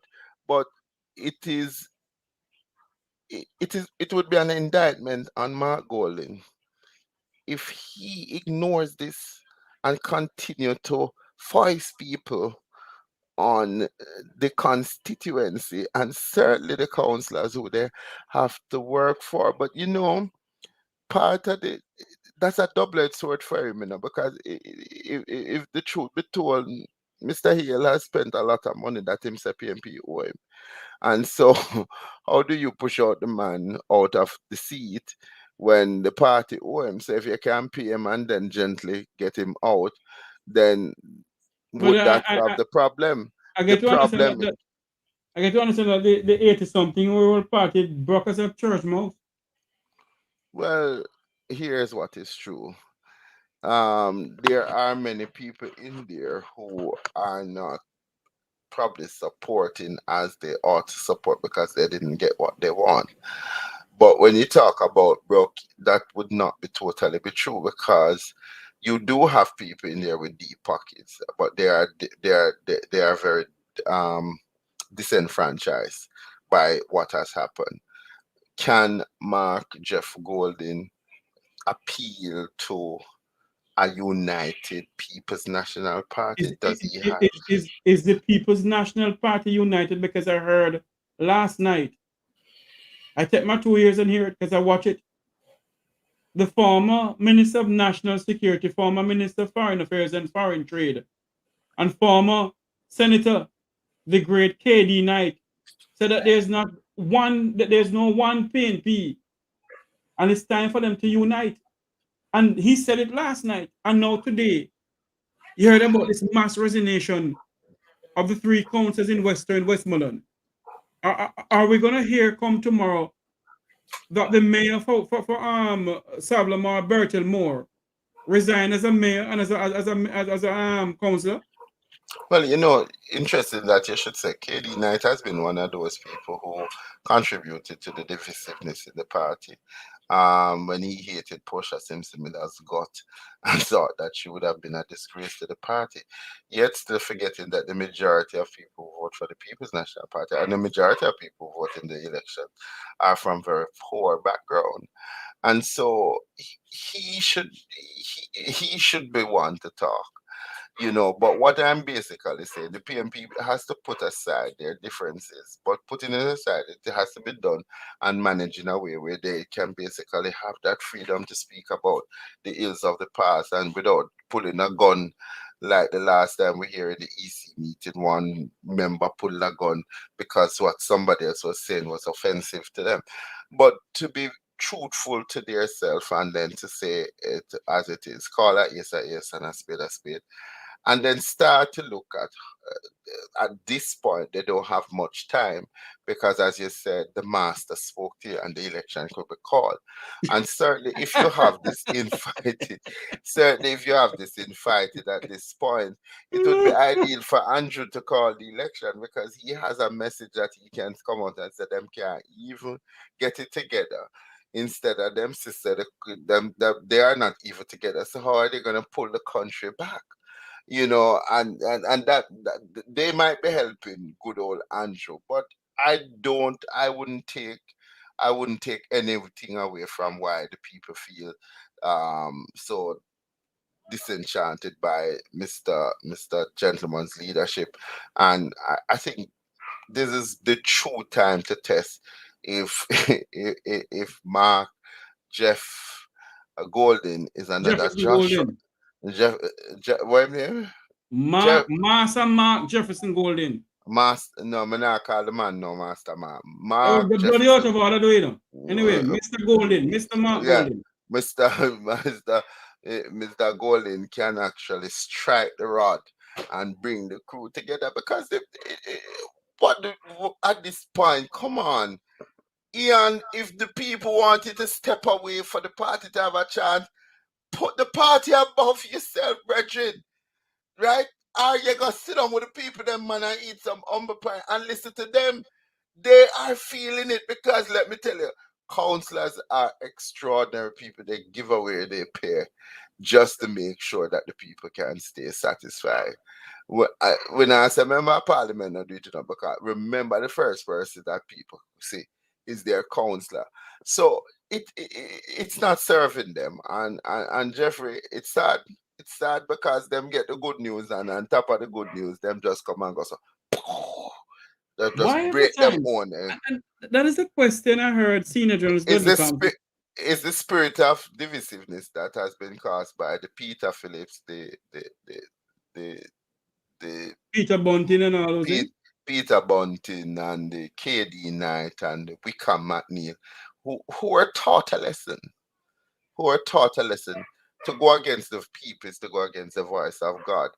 Portia don't have to be the brightest person. Come on, compared to Donald Trump, Portia is a doctor in the political arena, but it only goes to show the ambiguity for not so bright people like me to hold public office and people don't take away the fact that I have rough edges, but at least I have something to offer. So it's sad. It's sad when me hear to them, I just kiss my teeth and say, here they go again. Them need to call a prayer meeting. Them need to purge themselves of that demon. Them too ready I am bad man. I think what they need to do is go and dig up back Joshua Rad. But it depends if them can find it where he placed it because Joshua himself knows if them find the rod, them would use it in the wrong way. It's very sad, Luke George, that we have one party now who is reigning supreme, an opposition party who every time they come up, that they take one step up to go up the ladder like a baby, they go three steps backward. No, but as again I'm saying, KD in his assessment was right because you did have PMP, we said them are original PMP, and then you did have and then you did have what was the name of Mark Golden? Mark Golden, good friend. Rise United. Rise United, and it was because somehow Peter Phillips was so unelectable, but people who do politics and go all of the United States go study know that nobody's unelected. It's just how you master manage that person from the As, PR as, as what then standpoint. as what then understand is how you Right. market the person. Or so you market the person and the messaging. And so Peter Phillips was good everywhere we sent him. And this is the other thing with us Jamaica. We throw dirt per man, when the man no longer fits our like and our like. Because Peter went to finance, they had no problem with him. Who had problem with him was the private sector, and especially those who have control the dollar and control the money. They had problem with him. He went to security. God, they loved him. Um, He he went to was Ministry of Health. Ministry of Health. Fantastic job. I think he did 4 ministry, and it I was think he was in housing too. housing. So everywhere he went, he was able to balance the budget, get people to work. He brought this, and then just as the at the end of a period when the whole Dudus investigation came up, you hear how the man was a CIA operative and people cross the aisle, which speaks to these national disgraceful leaders. I call the man CIA till one at the time. He might tell them, say, take it outside, take it outside. No doubt Big Mouth Warmington would do something like that, and some other despicable It was despicable Darrell both Gall. in the jail. But look at his one to say, because him still have that heart of shame. It is alleged that he killed a young lady. It Let's is not say alleged. it because I don't want you to put on any soup on me. No, no, no. I said it is alleged. Yeah. So I made a precursor. But Jamaicans still have the stigma when it comes to him. Yet still he is, as they would say, in the holding cell up at King Jamaica House for bad behavior. But you can't take away from him that he's one of the key fundraisers for the Jamaica Labour Party. So you have to look, say, we put out that value that despite that there's this negative image of the gentleman. The fact that he can produce more money than all of the labor rights put together, that makes him a valuable asset. So when you go talk to other people in other spaces, um, you have to ask yourself, so if we're not willing to put aside that image and to work with him to win election, what do you say to young people out there who may see this bad boy persona as part of the image that they must reflect? My So final question in the wrap up. Luke George, do you believe that the Prime Minister should have 19 ministries on his belt? no, because that can be effective. Even if you have 19 technical officers working under you, but it goes to You're in charge show. of the 19 ministries. No, no, no, no, no, no, no. Technical officers and PS are in charge of ministries and government agency. The Prime Minister is the chief executive officer, and that. But I don't believe that if you take on too much responsibility, you can be affected at any. I don't know that Mr. Holden is having a constituency to run and the country to run, that he would want to take on that awesome task. Certainly, I'm thinking that there are, in the structure, there are people who are feeding him information so that he's knowledgeable of what is happening there. But nobody can run nothing 90, nothing effective in Jamaica. Because if that is the case, then it explains why Jamaica popped down. Because one man take on Well, too much I want instrument. you. I want you. Don't take my word for it. Find out how many ministry the Prime Minister is in charge of. And Jeffrey, I'll tell you the truth. Let me tell you something. I focus my energy these days on the things that I can change. Like how I'm desperately trying to change early childhood education. Because one of the things that I must admire you for, my brother, is your steadiness under pressure, and the fact that you're willing to take this lonely walk alone. the passion that you have for the transformation of Jamaica is not shared by all Jamaican, because as Dan and you, as Dan frightened you and said, corruption. People say 6% of people say them love it. Them now and let it go because it is meaningful, it is delivering. And it's more, it's just that you don't get it captured in the poll. You have to have the backdoor conversation. You find say a man will tell you say him rather call a man from down south to deal with that issue that he has than the security forces. But my challenge is, are Jamaican really serious that they want to see change?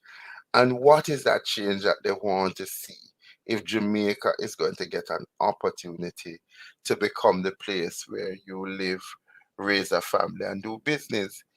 If we are not prepared to stand up to the powers that be, um, it has been a lonely experience for me as a person, because people will say good resume but loose cannon. You're too passionate about what you feel. But my passion did not come one night. It wasn't instant love.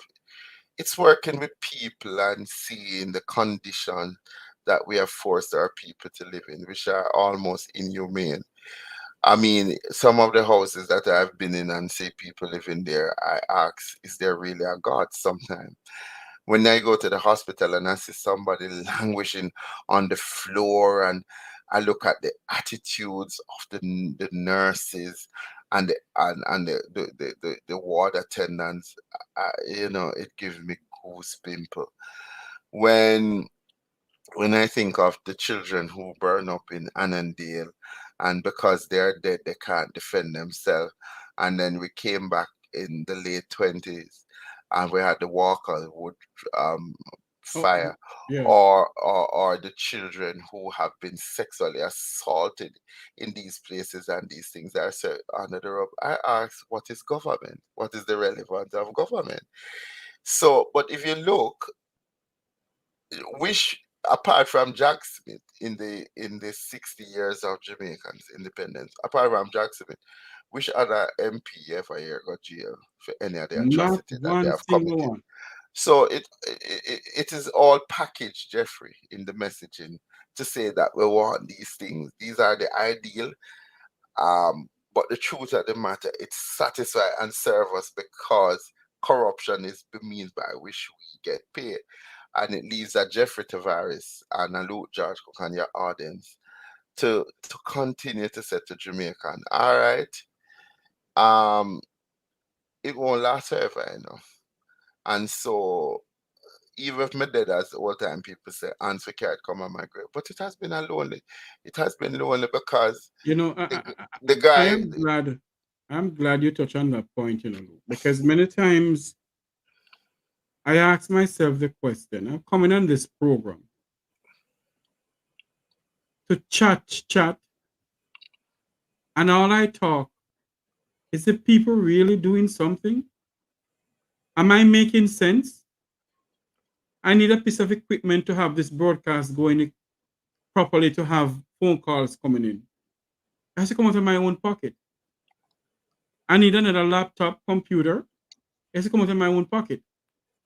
I need a mic system. It has to come out of my pocket. And I keep on asking myself the question, why am I doing this? Ah, I ask boy. the question. Many times I ask the question. I asked my dear friend the question. I said, I'm coming on every day, I'm doing this. Am I making an impact? Am I helping the people? Because majority of people comes on talking at your labor right or your PNP. And they don't see the picture that, hey, we're speaking about a Jamaica that we love, a Jamaica that we need. You know, Mm, it hurts. yeah. It hurts. Well, and I'll say to you, Jeffrey, keep on keeping on, because one of the things that I've learned in my loneliness experience, when I hear family members say, I don't even want you around because you chat too much. You don't understand them. Will kill us at where, and you behave like say you have 9 life or how much them take already and how much more you think you have, or your so-called intelligent friends that are benefiting from the corruption in Jamaica because by saying nothing and doing nothing but getting good pay, they feel that they are where they're supposed to be. You know, I've come to tolerate the fact that not many are called, but few are chosen. And we are the few that are chosen to speak truth. And Martin Luther King said, you can press truth down to the ground, but it will rise again. And so I will play my part in advancing the welfare. If it means that I am never going to have that self actualization of being able to jet around the world, Hmm. to wake up in indigenous places and so forth. I will never be given national honors because I've seen so many people worked in this country tirelessly, and they have retired on little to nothing, and I curse past students who allow a Quite teacher to frankly, suffer. Luke, when it comes on to national awards and whatever, I, they dare not ask me to come and collect anything because I don't want it. I am the late I'm like the late I'm like the late Wilmot Mutty Perkins, who said he doesn't want any old jackass or old donkey. I'm already old, and I personally don't want it because Yeah, hold on there, because you have some people who get it, who are they're disgraceful to hold the office of Order of Distinction and Order of Jamaica. So why should I be among those people? agree, You know, agree, Luke. agree. And as I said, both the coin has two sides. There are people who work, and this little recognition, Jeffrey, does something for them. For instance, um, in the month of May, my NGO Operation Hope, we gave out 16 Unsung Heroes Award. No, no plan event, no, just turn up at people yard and say, look, I'm here to say thanks on behalf of a grateful nation. You're truly an unsung hero. And I remember going to Sheila Nicholson, who is who is my, I would even second mother, because my mother don't hold candle to her in the way how she was instrumental in me and my sister's life. Betty and Blaine. I know Betty and Blaine from her days at child welfare. You think of Dr. Veronica Campbell, and then you think of a woman who to this day are helping students to pay their school fee at the primary level by just asking colleagues of hers to take a little bit out of their salary at the end of the month. Eileen Roger Felix, who started God's Bar. Those are not the people that we see every day, but those are people that are making extraordinary sacrifice for the good of the country. Those are the people that we don't get big support from the diaspora groups. We don't get big support from the business communities in Jamaica because they are down there in the trenches with the people. When somebody from Tivoli says to me, I wrote a proposal to such and such a place and they never respond. And then you look at Trevor Monroe writes a similar proposal for community capacity building and transparency, and everybody is throwing money at it. You recognize that we have growth somewhat as a country, but we have not grown to the place that we need to really show it. And so it is important, as I said to you a while ago, let us use this time and medium, Jeffrey, as we try to get people to get to that place of reasoning to say, if we can divorce ourselves from the two tribal party and we come and we form a Jamaica People's Movement, and we put out policies there that effectively can change life. And we also highlight the success of people in Jamaicans that are making a difference. We go out and we interview them, and we put it on the Met We Talk show. and we show what is out there, what is possible. We just can't give up. We just can't give up. As difficult and as painful as it is for us, um, we just can't surrender Jamaica to the hands of those that want to um,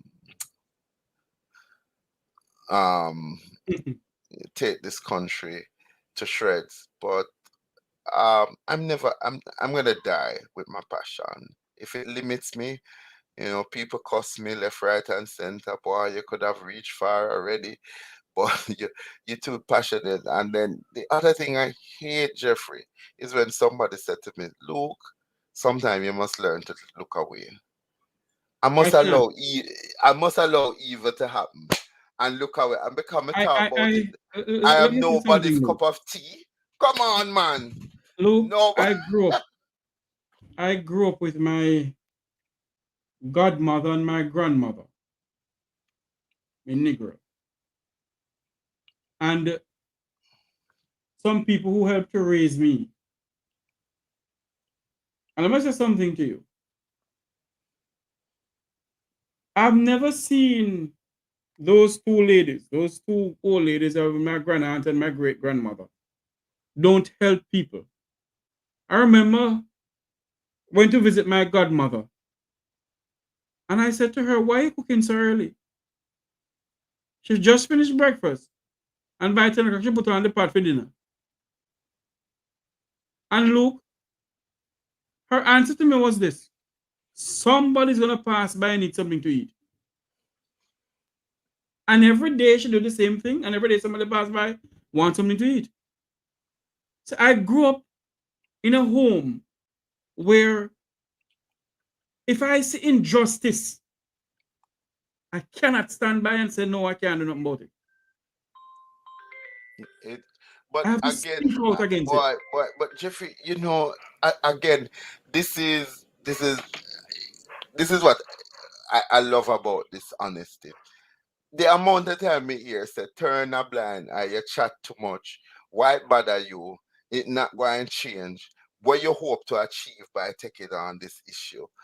And you know, it's like when you go to the RGD office, the Registrar General Department, the staff, there are just a few of the staff that, boy, you can say that they were well cultured. Their mannerism and their understanding of service exemplify. I have to just blacklist the rest of them co-worker because the way you're spoken to, the way even the Speak them managers, down. yeah man, even the manager, you go to the police record office and the police officers are not even ready. Yesterday I was stopped. I was stopped. I went to drop off some stuff for different people and I was stopped by a police and I I felt so bad that the policeman had stopped me, Jeffrey. I almost tuned him out because I realized I was short on my delivery. Some people weren't gonna get some food items that I promised that I would try to deliver, and he pulled me over. And when I ran out of the house, I didn't have my driver's license on me, and the new traffic act says, "Oh, you have to." you have to you have to have your license. You don't have 5 days again in which to present the license. You have to have the license um on hand once you're stopped by the police. So here I am without the license and then he's charging me for a speeding ticket. And in the back of my mind I was like, what the hell? I'm out here trying to save hungry people and I'm going to be paying money that I could use to buy food.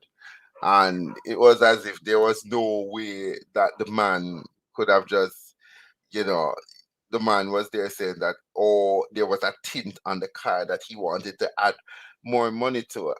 But the way he was speaking to me, it was so hostile that I said to him, my greatest strength against you right now is silence. It's my silence because I realize you don't even like yourself because you're being disrespectful to me for no reason at all. Once upon a time, I was reminding him, brethren, once upon a time, a policeman in Jamaica was treated like a king. People had such great respect. what happened when they went to the bottom of the barrel and took out people like you? You are now the face in the police. But you know what? It goes further than that. It is the same way Wilmington disrespect them. It's the same way Andrew Holness feel like putting them out there for Zozo is helping the country. And so these guys are doing a job that they know that they are not valued, because in the wage agreement, you're being asked to take 4%, and you watch the leadership just say, okay, we are entitled slave to 200%, and they take that 200%. And Jeffrey, that has to change. We have to learn to value the Jamaican people from all walks of life. We have to value their experience. We have to value the things that they have hold dear. We and to try to develop a relationship again with our people. So often, everybody wants to talk about the people as if the people themselves don't have any sense, but we don't have a relationship. I'm in a process where I'm on a basic school, and I watch you're moving your school fee from 12,000 to 15,000 when 80% of your parent population are unemployed. And you forget that in addition to paying that $12,000 every term at the basic school level, that mother has to find lunch money. And if it's $300 a day for lunch money, we are having parents who are owing for months. Then they have to find the books. I just looked at a basic school book list. It's $9,000 when you add up everything on it. And there are some basic school that have far more books on it, that it's going to be almost $15,000. In addition to that, that mother has to support the extracurriculum activity at the school. They participate in the fundraising activity. And this is a church-run school who is saying, we're going to raise it. And there's no consideration. And it was just raised from 8,000 to 12,000 in February 2022, when the new school year had started because of the COVID virus. So I call on Jamaicans. I know that we have gotten very individualistic in our thinking, to think Jamaica and to think us as against the individual. And I want to tell us that when Jamaica succeed, we all will succeed. If we make this country successful, Jeffrey, all of us, all of us from every walk of life, we might not become millionaires, but certainly we can live a better quality of life. Luke George, Yeah, thank you man. for coming on. Tired for talk. Thank you for coming on, All my friend. right. Yeah, Tomorrow, at least you keep me from getting into a stage of depression. Your enthusiasm about Jamaica is what on is almost like the wind beneath my wing nowadays. And I salute people like you. I don't think it is probably said to you, but I'm delighted that I have met you. I think that you are placed here to make a difference, and I want you to value what you're doing, Jeffrey Tavares. I know you're not getting paid for this, but to love people is to really experience the heart of God. And I think the heart of God is in you. And my brother, I salute you. thank you. I hope that your latter days will be better than your former days, and that you will see God's goodness in the land of the living. I don't want to just drink milk and honey. I want to live. I want to be able to go to a beach and don't have to pay. Every time I think of going to the beach, I wonder how Mm. much I'm going to have to pay in a country where beach is. We are inherited. We are the inheritor of God's abundant blessing, and yet still a man, can't say me have to pay for that beach. Crying shame, man. Before we go, Luke, I know I said it before. A friend of mine asked me a couple of days ago,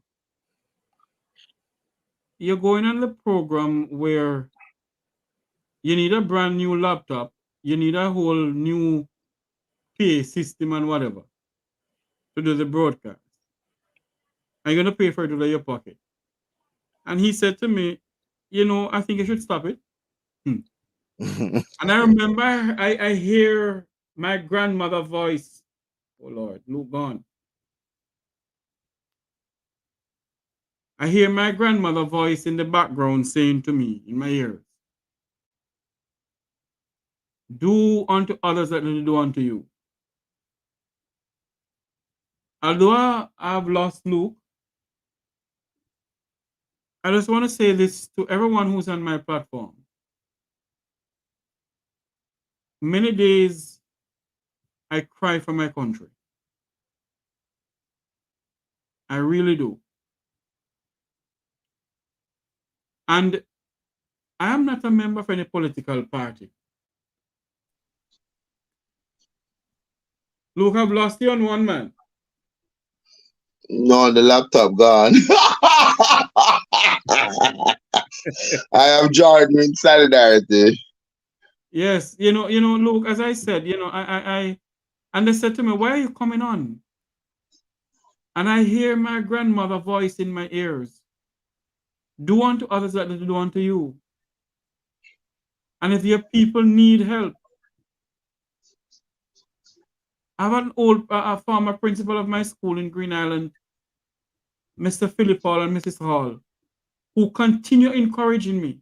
Jeffrey, do it. You may not get paid for what you're doing from nowhere, neither from YouTube or anywhere. But do it. You may not have the subscription that you have. Do it. Because somebody out there will listen. And somebody out there will take up the mantle that you're talking about. And as we call for a better Jamaica.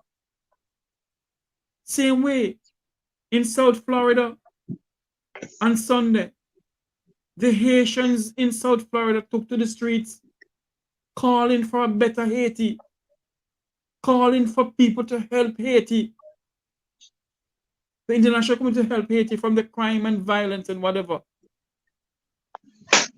If we, a Luke George, a Jeffrey Tavares, and all the other rest have to come together and call for a better Jamaica. Although sometimes I feel down and out, I don't want to do it, I think one day we will have a better Jamaica. Maybe not in Luke George or Jeffrey Tavares' lifetime, but it will happen. Yeah. And on that yeah, note, man. Go ahead. Yeah, man, the change will happen. I am going to be the eternal optimist. It's going to get worse, but one day, the things that we are saying here is going to resonate with people. And when we rally, we're going to rally and come forward, knowing that united we stand, divided we fall. Individually, you can achieve, but collectively, we can get more. It was Shakespeare who said, no, if I go alone, I can get some, but if I go with company, I double the intake. All of us. As you said that, I remember you said something about yonder gallus. You remember that word that you used about yonder gallus? I'll die by yonder gallus? I rather die a slave by Sam Shaw. I rather die a slave than I rather hang on yonder gallus than remain a slave by Sam Shaw. Luke, on that note, we're gonna say good night, my friend. Yes, man. Walk good, Jeffrey Tavares. Because when me done talk to you now, me have to resume back work. I have a mother who is coming now that we're trying to work out a transfer for her son. So while you gone to bed, I'm still working. Somebody have to do it, my friend. Again, them said the rest of the wicked. Luke, tomorrow morning I'm gonna have on my program Ambassador Andy Mashala from Interpol to speak about human trafficking within the Caribbean and in America. We're gonna have on my program tomorrow. Tomorrow on the Make We Talk program on Roots 96.1 FM, we're gonna look more deeper into the resignation of the 3 PNP councillors in Westmoreland. Remember to like, share, and subscribe to the Make We Talk Jeffrey Tavares YouTube channel. Let the channel go up to about 5,000, 7,000 before the weekend. No?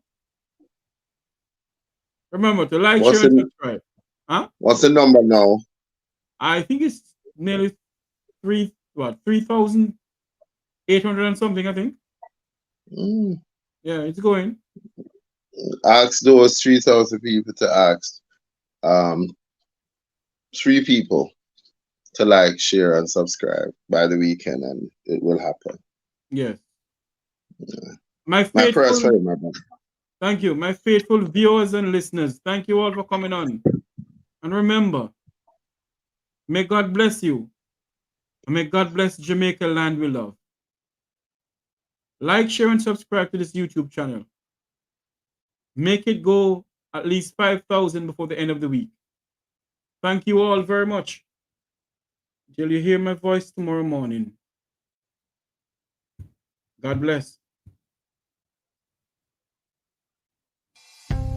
Do you need graphic design services? Or maybe you need branding for your business? How about multimedia production services? Contact Browns Media and Graphics at 876-877-1870. Browns Media and Graphics, developing your ideas, creating your style. I have a dream that one day this nation will rise up and live out the true meaning of its creed. We hold these truths to be self-evident that all men are created equal. Do you want to talk about what's happening in your community or share your thoughts on national issues? Then tune in to Make We Talk Tuesdays with yours truly, Jeffrey Tavares.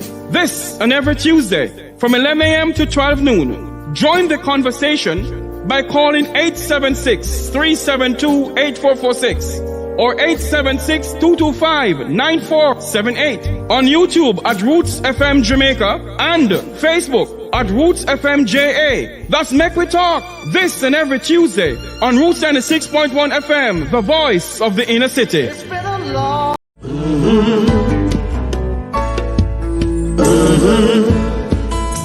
When the game gets rough and this life just seems so tough, make we talk, my people, make we talk. When this town becomes an ugly place, don't let it erase the smile from your face. Make we talk, people, make we talk. Conversation is the key, a guiding light for you and me. Spark a talk and you will see. Conflict solver A to Z. World leaders master the art of self-defense just by talk. So people, make we talk. Hey, we're living in a world that on ourselves we must depend.